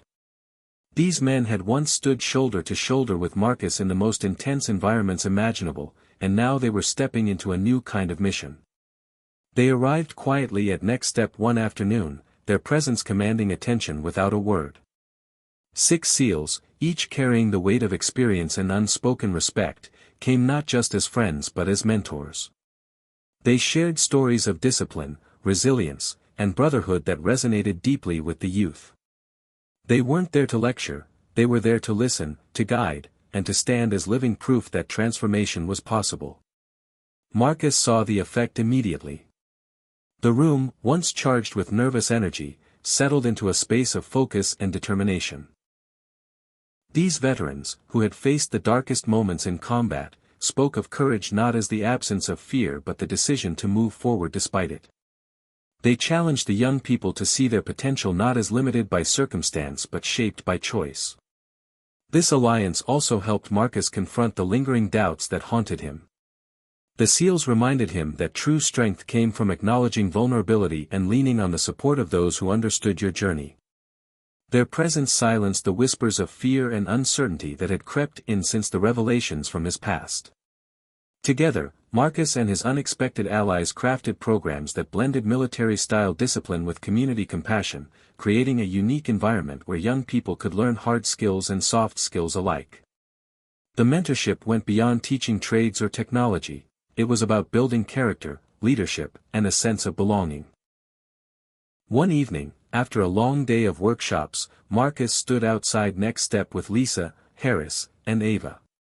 They looked up at the starry sky, a quiet moment of reflection amid the whirlwind of progress. Lisa smiled, "I never imagined I'd find a family in this work, but here we are." Ava nodded, "It takes all of us, different backgrounds, different stories, to make something lasting." Marcus felt a profound gratitude swell inside him. The fight he'd begun alone in a distant desert was now a collective effort, a community bound by hope and determination. As the months passed, the network of allies grew stronger, bridging gaps that once seemed unbreakable. Barriers of distrust, fear, and misunderstanding gave way to collaboration and shared purpose. The neighborhood started to transform, not overnight, but steadily, each new ally a brick in the foundation of a future rebuilt. Marcus realized that no mission, no matter how personal or challenging, was meant to be fought alone. The unexpected allies who had come into his life were a reminder that strength lies in connection, in the courage to reach out and the humility to accept help. And with that strength, Marcus was ready to face whatever came next, knowing he wasn't just building a program, but a community, a family, and a legacy. The deeper Marcus delved into building Next Step, the more he realized that loyalty was a fragile currency, easily tested, sometimes broken, but always essential. The community had placed its trust in him, the unexpected allies had rallied around him, and the young people looked up to him as a guide. Yet, as the stakes grew higher, so did the challenges to that trust. It started subtly. One of Marcus's closest volunteers, a young man named Devin, began showing signs of distraction. Devin had been with Next Step since the beginning, a product of the very streets Marcus was working to uplift. But lately, his attendance had slipped, and rumors swirled that he was being pulled back into old habits, gang ties, questionable dealings, the kind of danger Marcus had hoped to shield him from forever. The news hit Marcus like a punch. Devin had been like a little brother, a symbol of hope. Now, Marcus found himself facing a painful dilemma: how to balance accountability with compassion, and when to hold on versus when to let go. One evening, Marcus confronted Devin privately. The tension was thick as they sat across from each other in the dimly lit community center office. Devin's eyes flickered with defiance and guilt, a storm of emotions Marcus knew all too well. "Why, Devin?" After everything, Marcus asked quietly. Devin's voice was raw. "You don't understand. Out there, it's survival. This place, it's a good dream, but it doesn't pay the bills. Sometimes, I gotta do what I gotta do." Marcus felt the weight of those words. The harsh reality of the streets clashed with the hope of change. It wasn't just about loyalty to a program, it was about loyalty to oneself and the hard choices that came with it. That night, Marcus didn't have all the answers. But he made a promise to Devon, and to himself, that he wouldn't give up on him. The next days were a test of patience and resolve, as Marcus reached out repeatedly, showing up where Devon was, refusing to let him slip away completely.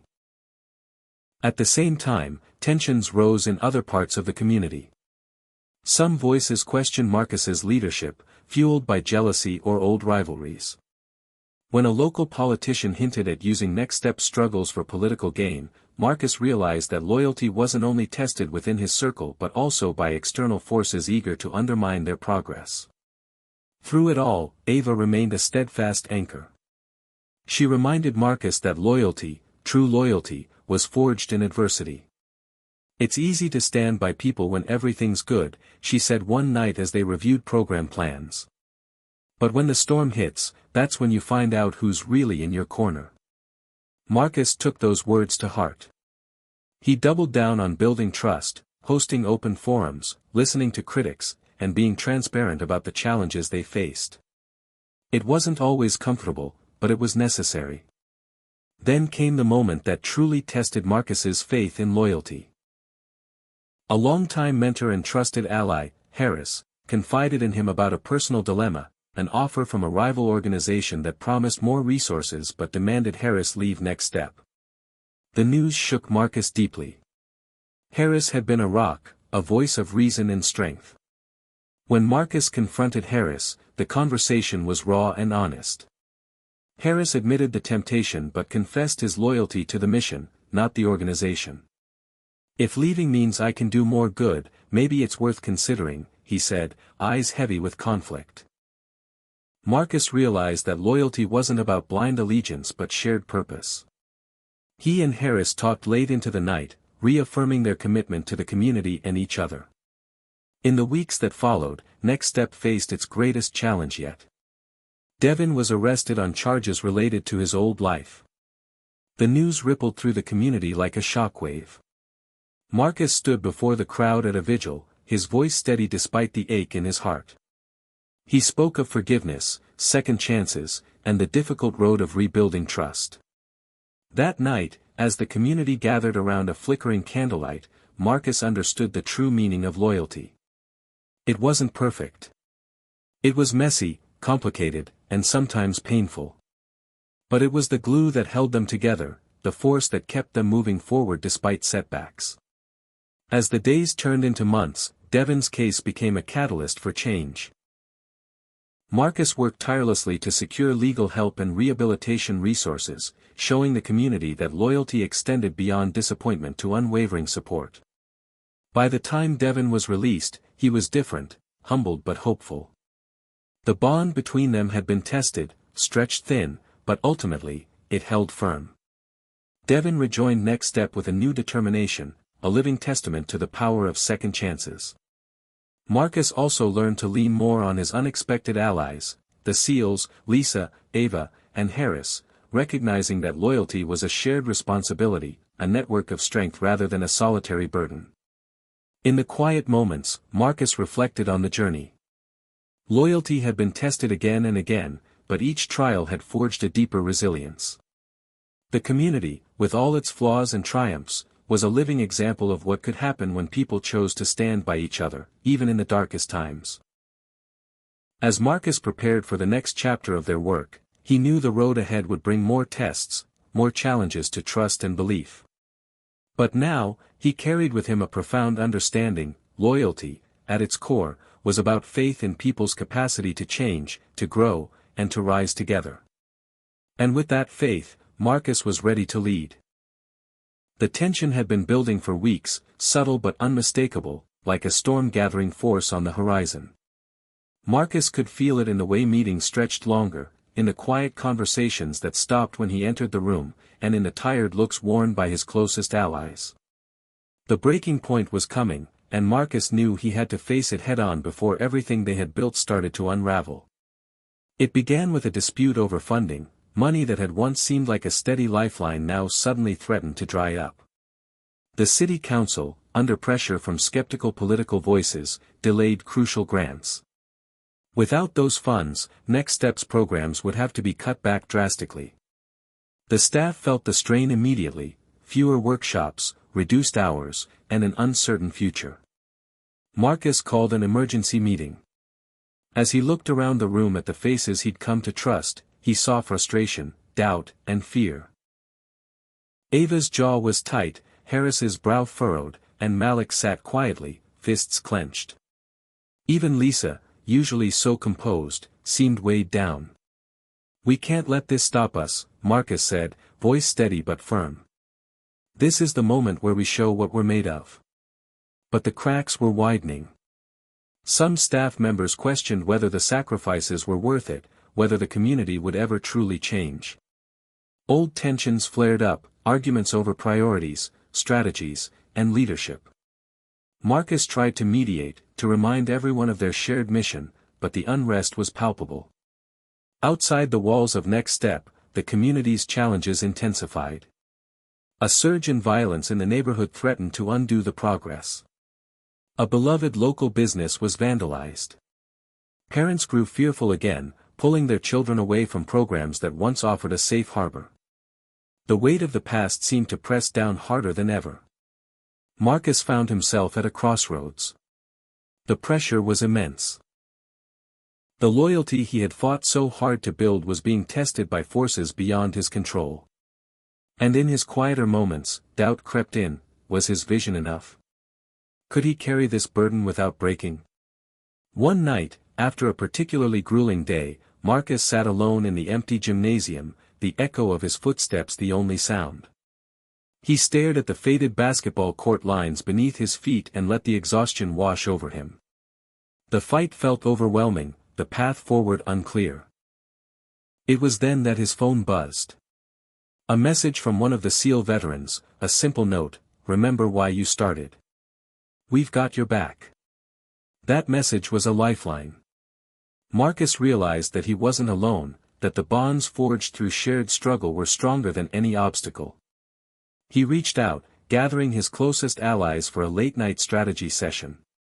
Together, they crafted a plan to engage the community directly, to hold open forums, rebuild trust, and rally support. Marcus took to the streets, speaking candidly with neighbors, listening to their fears and hopes. It wasn't easy. Some were skeptical, others openly hostile, but slowly, conversations turned into connections. In the midst of this, Marcus faced his toughest personal test. Devin, freshly out of legal trouble but still vulnerable, was caught up in another altercation. The news threatened to derail all the progress Devin had made and shook Marcus to his core. He confronted Devin with a mix of anger and compassion, reminding him of the stakes. "You're not just fighting for yourself anymore," Marcus said. "You're fighting for everyone who believes in you." Devin nodded, tears in his eyes, the weight of his choices finally sinking in. That moment became a turning point. Devin recommitted himself to change, and the community rallied around him, a symbol of resilience in the face of setbacks. As weeks passed, the storm began to subside. Funding was partially restored through grassroots efforts and unexpected donations from community members who had once been on the sidelines. Programs restarted with renewed vigor. Marcus and his team grew stronger, united by the trials they had endured. The breaking point had come and gone, leaving scars but also new strength. Marcus understood now that leadership wasn't about avoiding hardship but weathering it with courage and grace. The fight for change was far from over, but he had learned that with loyalty, perseverance, and a community united, even the darkest moments could lead to dawn. The air felt different that morning, thick with possibility and quiet determination. After months of struggle, setbacks, and tests of loyalty, Marcus stood outside Next Step and breathed deeply. The neighborhood was waking up, the usual morning noises mixed with a renewed sense of hope. This was the new dawn he'd fought so hard to reach. Inside the center, the atmosphere buzzed with energy. Kids who had once drifted away were returning, their faces alight with curiosity and excitement. The new technology program was running smoothly, and mentors from every corner of the community gathered to share their knowledge and support. Marcus watched Ava coordinate a group of volunteers with her usual calm confidence. Harris was deep in conversation with Lisa, planning the next phase of outreach. Even Devin, now a symbol of resilience, was helping teach younger students, his transformation visible in every step.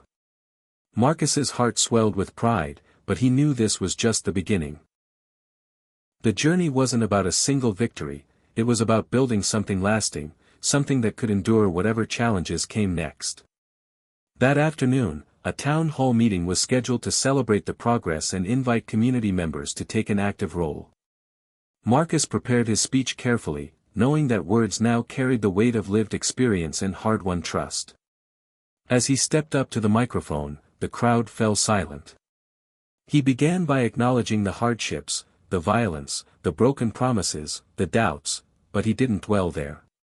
Instead, he spoke of the power of unity, of how each person in the room had contributed to this new chapter. He told stories of young people like Devin and Jamal who had faced their demons and chosen a better path. He emphasized that change was possible when people believed in each other. The applause that followed wasn't just polite, it was real, full of gratitude and hope. Afterward, neighbors approached Marcus, sharing their own stories and ideas. A local teacher offered to bring her students for volunteer projects. A business owner promised to fund scholarships. A former gang member, now clean for 2 years, asked how he could get involved. Marcus felt a surge of energy unlike anything he'd experienced before.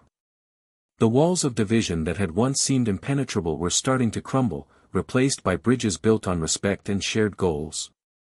That evening, as the sun dipped below the horizon, Marcus stood on the rooftop of Next Step, looking out over the neighborhood. The city lights twinkled like stars brought down to earth. Ava joined him quietly, handing him a cup of coffee. "We've come a long way," she said softly. "We have," Marcus agreed. "But it's the people who make it real. It's not just the programs or the plans, it's their courage to try again." Ava smiled. "And their faith in you." Marcus shook his head. "It's faith in all of us. No one does this alone." As night fell, Marcus felt a calm determination settle over him. The road ahead would still have obstacles, there always would be, but this new dawn was a promise that the future was theirs to shape. He thought back to the early days, the guards at the graduation, the moments of silence from the SEALs, the tests of loyalty, the breaking points. Every step had brought him here, to a place where hope was no longer just a word, but a living, breathing reality. With the city asleep beneath them, Marcus and Ava made a silent vow, to keep pushing forward, to keep building, to keep believing. Because this was more than a new dawn. It was the beginning of everything. Even as the neighborhood began to heal and hope flourished around Next Step, Marcus knew the past was never far behind. The shadows it cast could reach into the brightest moments, threatening to pull everything back into darkness. For Marcus, those shadows were more than memories, they were reminders that the fight was far from over. It started with a phone call late one evening, the kind that made his heart skip. An old friend from the military, someone Marcus had trusted implicitly, warned him of trouble stirring among rival groups in the city. Whispers of retaliation, tensions rising beneath the surface, and a name Marcus hadn't heard in years, one that sent a chill down his spine. The man was Jordan Kane, a former comrade turned enemy, whose bitterness toward Marcus was no secret. Years ago, Kane had walked away from their unit after a bitter fallout, blaming Marcus for decisions made during a mission gone wrong. Now, Kane's name was cropping up again, linked to violence threatening to engulf the community Marcus had sworn to protect. The warning felt personal, but Marcus pushed it aside to focus on Next Step. Yet, the feeling of unease lingered like a storm cloud. Ava noticed the tension in his shoulders during their morning briefing. "You can't carry this alone," she said firmly. "We need a plan." Marcus nodded. He trusted Ava's instincts, they had saved him more than once. Together, they called a meeting with Harris, Lisa, and the SEAL veterans. The room was thick with resolve but also the weight of what was coming. They strategized how to keep the community safe without escalating tensions. Marcus knew that confronting Jordan Kane directly could risk everything, but ignoring the threat was not an option. The balance was delicate, like walking a tightrope over a fire.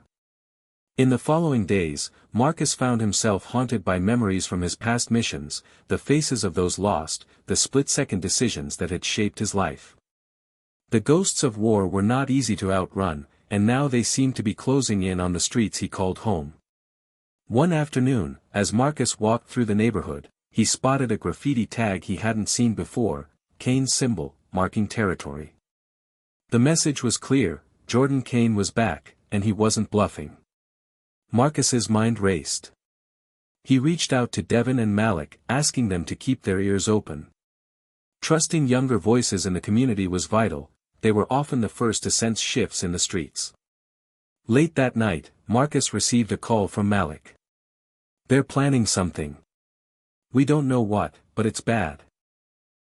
That was the moment Marcus realized the past wasn't just a shadow, it was a threat looming over their new dawn. But he refused to let fear dictate his actions. Instead, he doubled down on community engagement, organizing neighborhood patrols with volunteers, coordinating with local law enforcement who had begun to see Next Step as a partner rather than a problem. It was a fragile alliance, but one that gave Marcus hope. The tension ratcheted higher with each passing day. Rumors swirled about Kane's movements, and a few smaller skirmishes hinted at an impending storm. Marcus's leadership was tested again as he worked tirelessly to prevent violence, keeping lines of communication open even with those who opposed him. One night, Ava found Marcus staring out the window, exhaustion and worry etched on his face. She placed a hand on his shoulder. "We're stronger than this. We've faced worse." Marcus gave a small, weary smile. "I just hope that's enough." Then came the unexpected. A late-night visitor appeared at Next Step, an older man, battered and weary, claiming to have left Kane's circle and seeking refuge. His story was one of regret and hope for redemption, mirroring Marcus's own journey. After tense deliberation, Marcus agreed to help the man, seeing in him a chance to break the cycle of violence from within. It was a risk, but one worth taking. Days later, a meeting was arranged in secret, with Marcus, Ava, Harris, and the man, trying to gather information about Kane's plans. The tension was palpable, but every detail gleaned helped build a clearer picture. Through it all, Marcus felt the heavy truth that the shadows of the past would never fully disappear, they could only be faced, understood, and overcome together. As dawn broke once again over the city, Marcus stood with his team, ready to confront whatever came next. The fight was far from over, but so was their resolve. The past had cast its shadow. Now, Marcus was determined to turn it into light. The city had held its breath for weeks, caught between hope and fear, waiting for the inevitable collision between what Marcus had built and the ghosts he had tried to outrun. The reckoning was no longer just a threat whispered in shadows, it was at the doorstep, glaring in the face of every soul who had dared to dream of change. Marcus knew this moment would define everything. The question was whether they would stand strong or be broken. It started with a call that woke him before dawn. Malik's voice was low but urgent. "It's happening. Kane's men are moving tonight." The words hit Marcus like a punch, but there was no time to hesitate. He grabbed his jacket and rushed to Next Step, where the team was already gathering. Ava's eyes were sharp, Harris's jaw clenched, and Devin stood quiet, the weight of what was coming settling over him like a heavy cloak. Marcus took a deep breath, grounding himself. "This isn't just about us. It's about everyone who believes in a future without fear. We hold this line tonight." The room echoed with determination. They weren't just fighting for their community, they were fighting for their very souls. As night fell, the neighborhood transformed into a tense battleground. Volunteers and staff patrolled the streets, communicating silently through hand signals and radios. Every shadow could be an enemy, every sound could signal trouble. Marcus moved through the darkness like a ghost, his senses sharpened by years of training and raw resolve. The first clash came near the corner where the old community center stood abandoned, a scar on the neighborhood's hopeful face. Kane's men tried to take control, seeking to intimidate and dismantle the fragile peace Marcus and his team had worked tirelessly to build. The air cracked with shouts and the distant echo of sirens. Marcus found himself face to face with one of Kane's lieutenants, a man named Rafe whose loyalty to chaos ran deep. Words gave way to fists, and Marcus fought with everything he had, not just strength but the fierce conviction that this was more than a fight, it was a battle for redemption. Around him, the team rallied, pushing back with unity and heart. The night stretched on, tense and unforgiving. Marcus felt every ache in his body, every surge of adrenaline, but he never faltered. He knew the stakes were higher than ever. Next Step was more than a building, it was a beacon for those who had once been lost. Amid the chaos, Devon took a stand, stepping between a frightened young girl and a man brandishing a weapon. His bravery was raw and unpolished but no less powerful. Marcus caught the moment and felt a swell of pride and hope. This was what the fight was for, the chance to rewrite stories written in pain. The battle's turning point came when the police finally arrived, their presence tipping the balance. Kane's forces scattered, retreating into the night like ghosts forced to flee the dawn. Marcus watched as order was restored, the neighborhood holding its breath once again but this time with a fragile smile. In the quiet aftermath, Marcus gathered his team inside Next Step. The faces around him were bruised and tired, but their eyes shone with something new, strength born of survival and unity. Ava wiped a smear of dirt from her cheek and offered a tired grin. "We did it." "We did," Marcus said, though he knew the fight was far from over. The reckoning had come, but it hadn't broken them. Instead, it had forged something stronger, an unbreakable bond. The next morning brought a flood of messages, support from neighbors, local leaders, even some who had once doubted them. The community was rallying, showing that when they stood together, no force could tear them apart. Marcus realized that the reckoning wasn't just a confrontation with Kane's shadow, it was a proving ground for a new era. But Marcus also understood the cost. The scars left by this night would linger, in bodies and hearts. Healing would take time, patience, and relentless hope. He looked at Devon, who bore his own invisible wounds, and knew that redemption was a journey, not a moment. As the sun rose, Marcus stepped outside and breathed in the morning air. The streets were quiet, the city waking up with a cautious optimism. He knew that tomorrow would bring new challenges, new battles, but tonight had reminded him of the power of resilience and community. He thought back to the first days at Next Step, to the guards who told him to leave his own graduation, and to the 6 SEALs who stood up and silenced the room. Those moments had shaped him, prepared him for nights like this. Now, standing on the edge of a future he helped create, Marcus felt a deep, unwavering conviction. The reckoning had come. They had faced it, and survived. And in surviving, they had won more than a battle. They had claimed a future worth fighting for. The morning after the reckoning arrived like a fragile promise, soft sunlight filtering through the windows of Next Step, casting long shadows that seemed to whisper of both endings and beginnings. Marcus felt the weight of exhaustion in his bones but also a strange sense of calm, as if the storm had passed and the world was holding its breath, waiting to see what would rise from the rubble. The community, raw from the night's battle, now faced the task of healing and rebuilding, a task far more challenging than any fight. Inside the center, the atmosphere was quiet but purposeful. Volunteers moved with a steady determination, repairing broken windows, cleaning walls marked by fear, and setting up fresh supplies. Children who had watched the night's violence unfold cautiously returned, their eyes wide but curious, craving the safe space that Marcus and his team had fought so hard to protect. Ava, ever the heart of the operation, organized a circle where neighbors could share stories, fears, and hopes. The raw emotion in that room was almost tangible, a blend of sorrow and strength that wove everyone together. Marcus watched as people who had once been divided by mistrust now leaned on each other. Families who rarely spoke beyond a nod were holding hands, exchanging quiet words of encouragement. The faces of the youth, some still bruised and weary, reflected a new kind of bravery, the courage to believe that the night's terror did not define them. This was the beginning of true healing, Marcus realized, not just physical repair, but mending the invisible fractures within the community's soul. He found himself drawn to Devon, who sat alone on the steps outside Next Step, staring at the rising sun. The boy's jaw was set with determination, but Marcus could see the weight pressing down behind his eyes. Sitting beside him, Marcus spoke softly, "You held your ground last night. That takes more courage than you know." Devon looked up, surprise flickering across his face before gratitude settled in. "I just didn't want to see anyone hurt. Especially not the little ones." "That's what this is about," Marcus said. "Protecting the future. Not just surviving, but creating a place where everyone can thrive." The conversation drifted toward the past, the mistakes, and the battles Devon had fought within himself.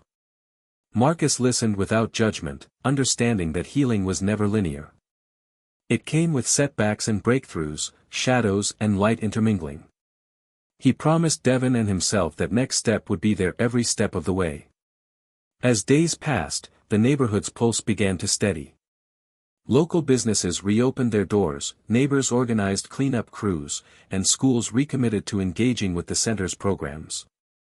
The scars of the recent violence lingered, but so did a growing sense of ownership and pride. Marcus and his team worked tirelessly to channel the community's energy into positive action. Workshops on conflict resolution, job training sessions, and art classes sprouted like seeds in fertile soil. Ava's leadership shone brightest here. She coordinated efforts between city officials, law enforcement, and grassroots organizers, bridging gaps that once seemed insurmountable. Her ability to listen and to rally people around shared goals was transforming the neighborhood. Marcus often marveled at how much they had grown, not just as individuals, but as a collective force. One afternoon, during a town hall meeting packed with hopeful voices, a woman named Gloria stood up. She had lived in the neighborhood for decades, seen it through highs and devastating lows. With tears shining in her eyes, she shared her story, how the violence had touched her family, how the community center had become a lifeline for her grandchildren. Her words moved the room, igniting a wave of applause that felt like a healing balm. It was moments like this that reminded Marcus why the journey was worth every hardship. The reckoning had tested their resolve, but it also sparked a rebirth. The community was not just surviving, it was transforming. Yet Marcus knew the work was far from finished. Healing was ongoing, a daily choice to confront pain and to build trust. He understood that next challenges would come, both external threats and internal doubts. But for now, he allowed himself a rare moment of quiet pride. That evening, as the sun dipped low, Marcus walked through the neighborhood streets with Ava by his side. Children played in freshly cleaned parks, neighbors chatted over fences, and the scent of home-cooked meals floated from open windows. It was a scene of resilience and hope, fragile but fiercely alive. They paused in front of Next Step, watching the center glow warmly against the twilight. "We've come a long way," Ava said softly. "We have," Marcus agreed. "But this is just the foundation. The real work, healing the wounds inside and out, that's where the future lies." Ava smiled, her eyes reflecting the promise of what was possible. "And we're not doing it alone." Marcus nodded. Together, they had built more than a center. They had sparked a movement, a community bound by courage, compassion, and the unshakable belief that even after the darkest night, a new dawn would always rise. The calm that settled over the neighborhood after the battle was deceptive. Marcus knew all too well that peace was fragile, often just the quiet before the next storm. As Next Step flourished and the community began to breathe easier, new challenges quietly edged closer, testing the strength of everything Marcus and his team had fought to build. These challenges weren't just about rival groups or old enemies, they came in subtler, more complex forms: bureaucracy, skepticism, and the hard realities of change. It started with the city council. Initially, they had been supportive, intrigued by the potential of Next Step to transform the neighborhood and reduce crime. But as word spread about Marcus's leadership and the center's success, cracks began to show. Some officials grew wary of the center's influence, questioning its funding, its impact, and even its intentions. There were whispers that Marcus's past as a Marine and the incident at his graduation made him a controversial figure, someone who didn't quite fit the mold of a community leader. Marcus felt the sting of those doubts, but he refused to be deterred. He knew that change often frightened those who held power, and that he would have to fight not just for the neighborhood, but for the legitimacy of his mission. With Ava's help, he began attending city meetings, presenting data on the center's positive impact, and sharing heartfelt stories from those whose lives had been transformed. It was exhausting work, far different from the physical battles he'd fought, but no less vital.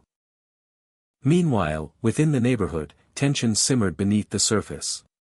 Not everyone was ready to embrace the changes. Some longtime residents clung to old ways, skeptical of newcomers and wary of programs that promised help but came with conditions. Others resented the attention the center attracted, fearing it might bring more trouble or change the fabric of their community in ways they couldn't control. Marcus faced these doubts head-on, walking the streets, talking to neighbors, listening without judgment. He understood that trust was earned, not demanded. It was a slow, sometimes painful process, but each conversation built a bridge. He shared his own story, the struggles, the loss, the moments of doubt, and how those experiences fueled his commitment to the community. Devin and Malik stepped up in powerful ways during this time. Devin organized youth forums where kids could voice their frustrations and hopes, turning anger into action. Malik coordinated outreach programs that connected families to resources and counseling. Their energy and passion reminded Marcus why the future was worth fighting for. But the biggest challenge came unexpectedly, when an influential local businessman announced plans to develop a luxury apartment complex on the land Next Step had been using for community gardens and outdoor activities. The proposal promised economic growth and new jobs, but it threatened to displace families and erase the green space that had become a symbol of hope and renewal. The announcement hit the neighborhood like a thunderclap. Meetings filled with heated debates, protests formed, and Marcus found himself at the center of a storm that tested every skill he had. Balancing economic realities with the needs of his community required diplomacy and courage. He knew that opposing the development outright risked alienating powerful allies, but conceding would mean losing something deeply precious. In a tense town hall meeting, Marcus stood before a crowd that included city officials, developers, and residents. His voice carried the weight of personal experience and unwavering conviction as he spoke about the importance of preserving community spaces, of protecting those who had already been pushed to the margins. The room was divided, but something shifted that night. Marcus's honesty and passion stirred hearts and minds. Some officials began to reconsider, developers offered compromises, and the neighborhood found a renewed sense of unity in the fight to protect their home. Throughout it all, Marcus leaned heavily on Ava and the SEAL veterans, whose calm strength and strategic thinking kept the team focused. Harris worked tirelessly behind the scenes to build alliances, while Lisa used her legal expertise to navigate the complexities of zoning laws and city regulations. As weeks turned into months, the battle for the land became a symbol of the broader fight for the community's soul, a fight for respect, dignity, and the right to shape their own future. The neighborhood came together in ways Marcus had only dreamed of, proving that real power came not from money or influence, but from people united by hope and purpose. One evening, after a long day of negotiations and planning, Marcus stood on the rooftop of Next Step with Ava and Devin. The city lights twinkled below, a tapestry of possibility and challenge. Devin's eyes sparkled with determination. "We've come so far, but there's still so much to do." Marcus nodded, feeling the weight of responsibility but also the thrill of potential. "Every challenge is a chance to grow. We've faced down violence, mistrust, and now this. And we'll keep going." Ava smiled, the fire of a leader burning bright. "Because this community isn't just a place. It's a movement." The fight was far from over, but Marcus knew they had the strength to meet whatever came next. Together, they would continue to build, to heal, and to protect the future they believed in. The struggle to save the community garden and preserve Next Step's heart had pushed Marcus and his team to the edge, but just when the odds seemed stacked against them, an unexpected ally appeared. Someone no one saw coming, yet whose support would shift the entire battle in their favor. It was a moment that reminded Marcus how unpredictable and powerful hope could be. The first sign came on a gray Thursday afternoon, when Marcus was reviewing paperwork in his cramped office. The door creaked open, and in walked a man with a calm confidence that immediately caught Marcus's attention. He was older, in his late 50s, dressed simply but with a quiet authority in his stride. Marcus recognized him instantly: Franklin Hayes, a prominent city councilman known for his business ties and conservative stance on development. Franklin's reputation wasn't exactly a friend to community activists. Marcus braced for confrontation, but the man's tone was unexpectedly gentle. "I've been watching what you're doing here, Marcus. And I want to talk." They sat down, the tension thick but tempered by curiosity. Franklin explained that he'd grown up not far from the neighborhood and had witnessed its decline firsthand. He had seen families pushed out, parks replaced by parking lots, and hopes dashed by endless promises. Over the years, he had become a politician often aligned with business interests, but deep down, he still cared about the people who called this city home. "What you've built here," Franklin said, "it's different. Real. And I think it deserves a chance." Marcus was cautious but intrigued. Could this man, a figure from the very system they often fought against, truly be on their side? Franklin understood the complexities. He acknowledged the pressure from developers but also emphasized the power of grassroots movements to shape better policies. He offered to leverage his position to advocate for preserving the garden and securing more resources for Next Step. The news spread quickly through the community. Some were skeptical, others hopeful. Marcus knew the road ahead would still be hard, politics was a maze, and Franklin's support wouldn't guarantee victory overnight. But it was a start, a bridge across divides that had seemed unbreakable. With Franklin's help, the team gained access to new meetings and decision-makers. Suddenly, the voices of the neighborhood were heard in chambers where they'd previously been ignored. Ava and Harris worked tirelessly with Franklin, crafting proposals that balanced economic growth with community preservation. Devin and Malik organized petitions and rallies, energized by the knowledge that their fight was gaining traction. The developers pushed back, of course, doubling their efforts to sway opinion with promises of jobs and prosperity. But the alliance between Marcus's team and Franklin presented a united front rooted in justice and respect. The city council listened, the media began to cover the story more fairly, and the narrative shifted from one of conflict to one of collaboration. One pivotal moment came during a packed city council session, when Franklin took the floor and delivered a speech that resonated with everyone in the room. He spoke of roots, history, and the importance of community spaces in healing and growth. He challenged his colleagues to look beyond profits and remember the people whose lives were entwined with the neighborhood's fate. As the vote approached, Marcus felt the tension coil in his chest like a spring. But when the council voted to protect the garden and allocate additional funds to expand Next Steps programs, the room erupted in applause. The victory wasn't just political, it was deeply personal. That night, Marcus gathered his team and the neighbors who had stood by through every trial. The celebration was humble but filled with profound gratitude. Ava raised a glass and toasted to resilience, to unlikely allies, and to a future they would build together. Marcus looked around at the faces, some weary, some joyful, all bonded by shared struggle. The journey had been long and hard, but moments like this reminded him why they fought. It wasn't just about buildings or politics, it was about reclaiming dignity and hope. Yet amid the joy, Marcus knew the work was ongoing. New challenges would arise, new battles to face. But the lesson was clear: sometimes help comes from where you least expect it, and strength lies in openness to change. As the night deepened, Marcus stepped outside and gazed at the stars. The city hummed quietly beneath him, alive with stories of hardship and triumph. He thought about the 6 SEALs who had stood up for him at his graduation, about Ava's relentless spirit, about Devin and Malik's growing leadership. Each of them had taught him something about courage and community. The unexpected ally had shifted the tide, but the true victory was the unity that made them unstoppable. Marcus felt a surge of hope, a fierce determination that no matter what lay ahead, they would face it together.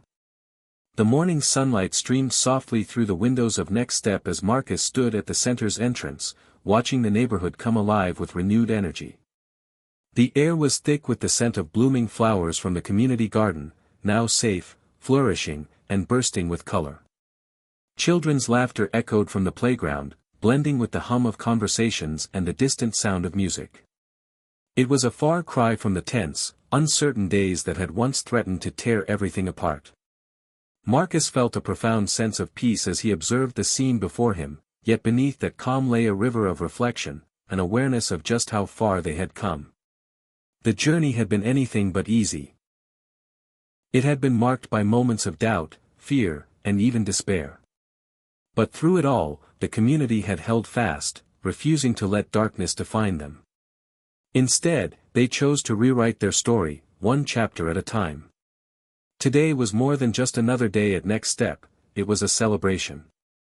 A ceremony had been planned to honor those who had stood by the neighborhood during its darkest hours, the volunteers, the veterans, the families, and especially the youth who had refused to be silenced. Marcus thought about the 6 SEALs who had stood up for him at his graduation years ago. Their unwavering support had been a catalyst for everything that followed, a reminder that courage and loyalty could change lives. It was a full-circle moment he never imagined possible. As the community gathered in the garden, Marcus took the stage. His voice was steady but charged with emotion as he began to speak. He told the story of their struggle, the battles fought, the fears faced, and the victories won. He spoke of loss and hope, of how the darkest nights had led to the brightest dawns. His words resonated deeply, not just as a recounting of events, but as a testament to the strength of unity and the power of belief. Ava stood beside him, her eyes shining with pride and determination. Together, they had weathered storms that could have broken them, and today, that resilience was evident in every smile, every handshake, every tear of joy. Devin and Malik, now young leaders in their own right, shared stories of transformation, how the center had given them purpose and a path forward. Their voices carried the future of the neighborhood, bold and hopeful. The ceremony included moments of silence for those lost along the way, reminders that healing was ongoing and that remembrance was part of moving forward. Then came the unveiling of a plaque dedicated to community heroes, including the 6 SEAL veterans who had stood up not just for Marcus, but for justice and dignity. The crowd erupted in applause, a collective heartbeat echoing through the neighborhood.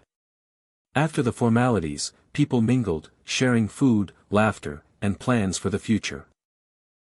The garden was alive with conversations about new programs, outreach efforts, and the ongoing commitment to protect what they had built.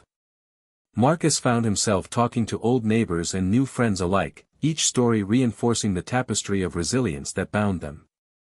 As the sun dipped low, painting the sky with hues of gold and pink, Marcus stepped aside to a quiet corner of the garden. Ava joined him, the two of them watching the horizon. "We did it," she said softly, her voice carrying the weight of their journey. "We did," Marcus replied, feeling a swell of gratitude. "But this is just the beginning." Ava nodded.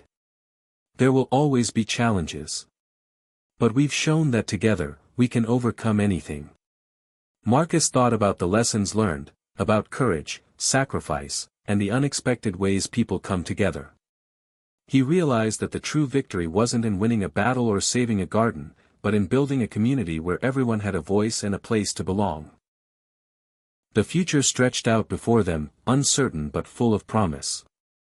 Marcus knew that the work ahead would require continued dedication, compassion, and strength. But he also knew that they were ready. Because they had faced the worst, and come out stronger. Because they had learned that love and loyalty could silence even the loudest doubts. As the stars began to twinkle above, Marcus took a deep breath and smiled. The story wasn't over, it was just beginning. And with every heart beating in unison around him, he knew they would write the next chapters together. Hit subscribe and leave a comment with where you're watching from. This story might just spark a new beginning. What's one thing that always pushes you forward, even when things get tough?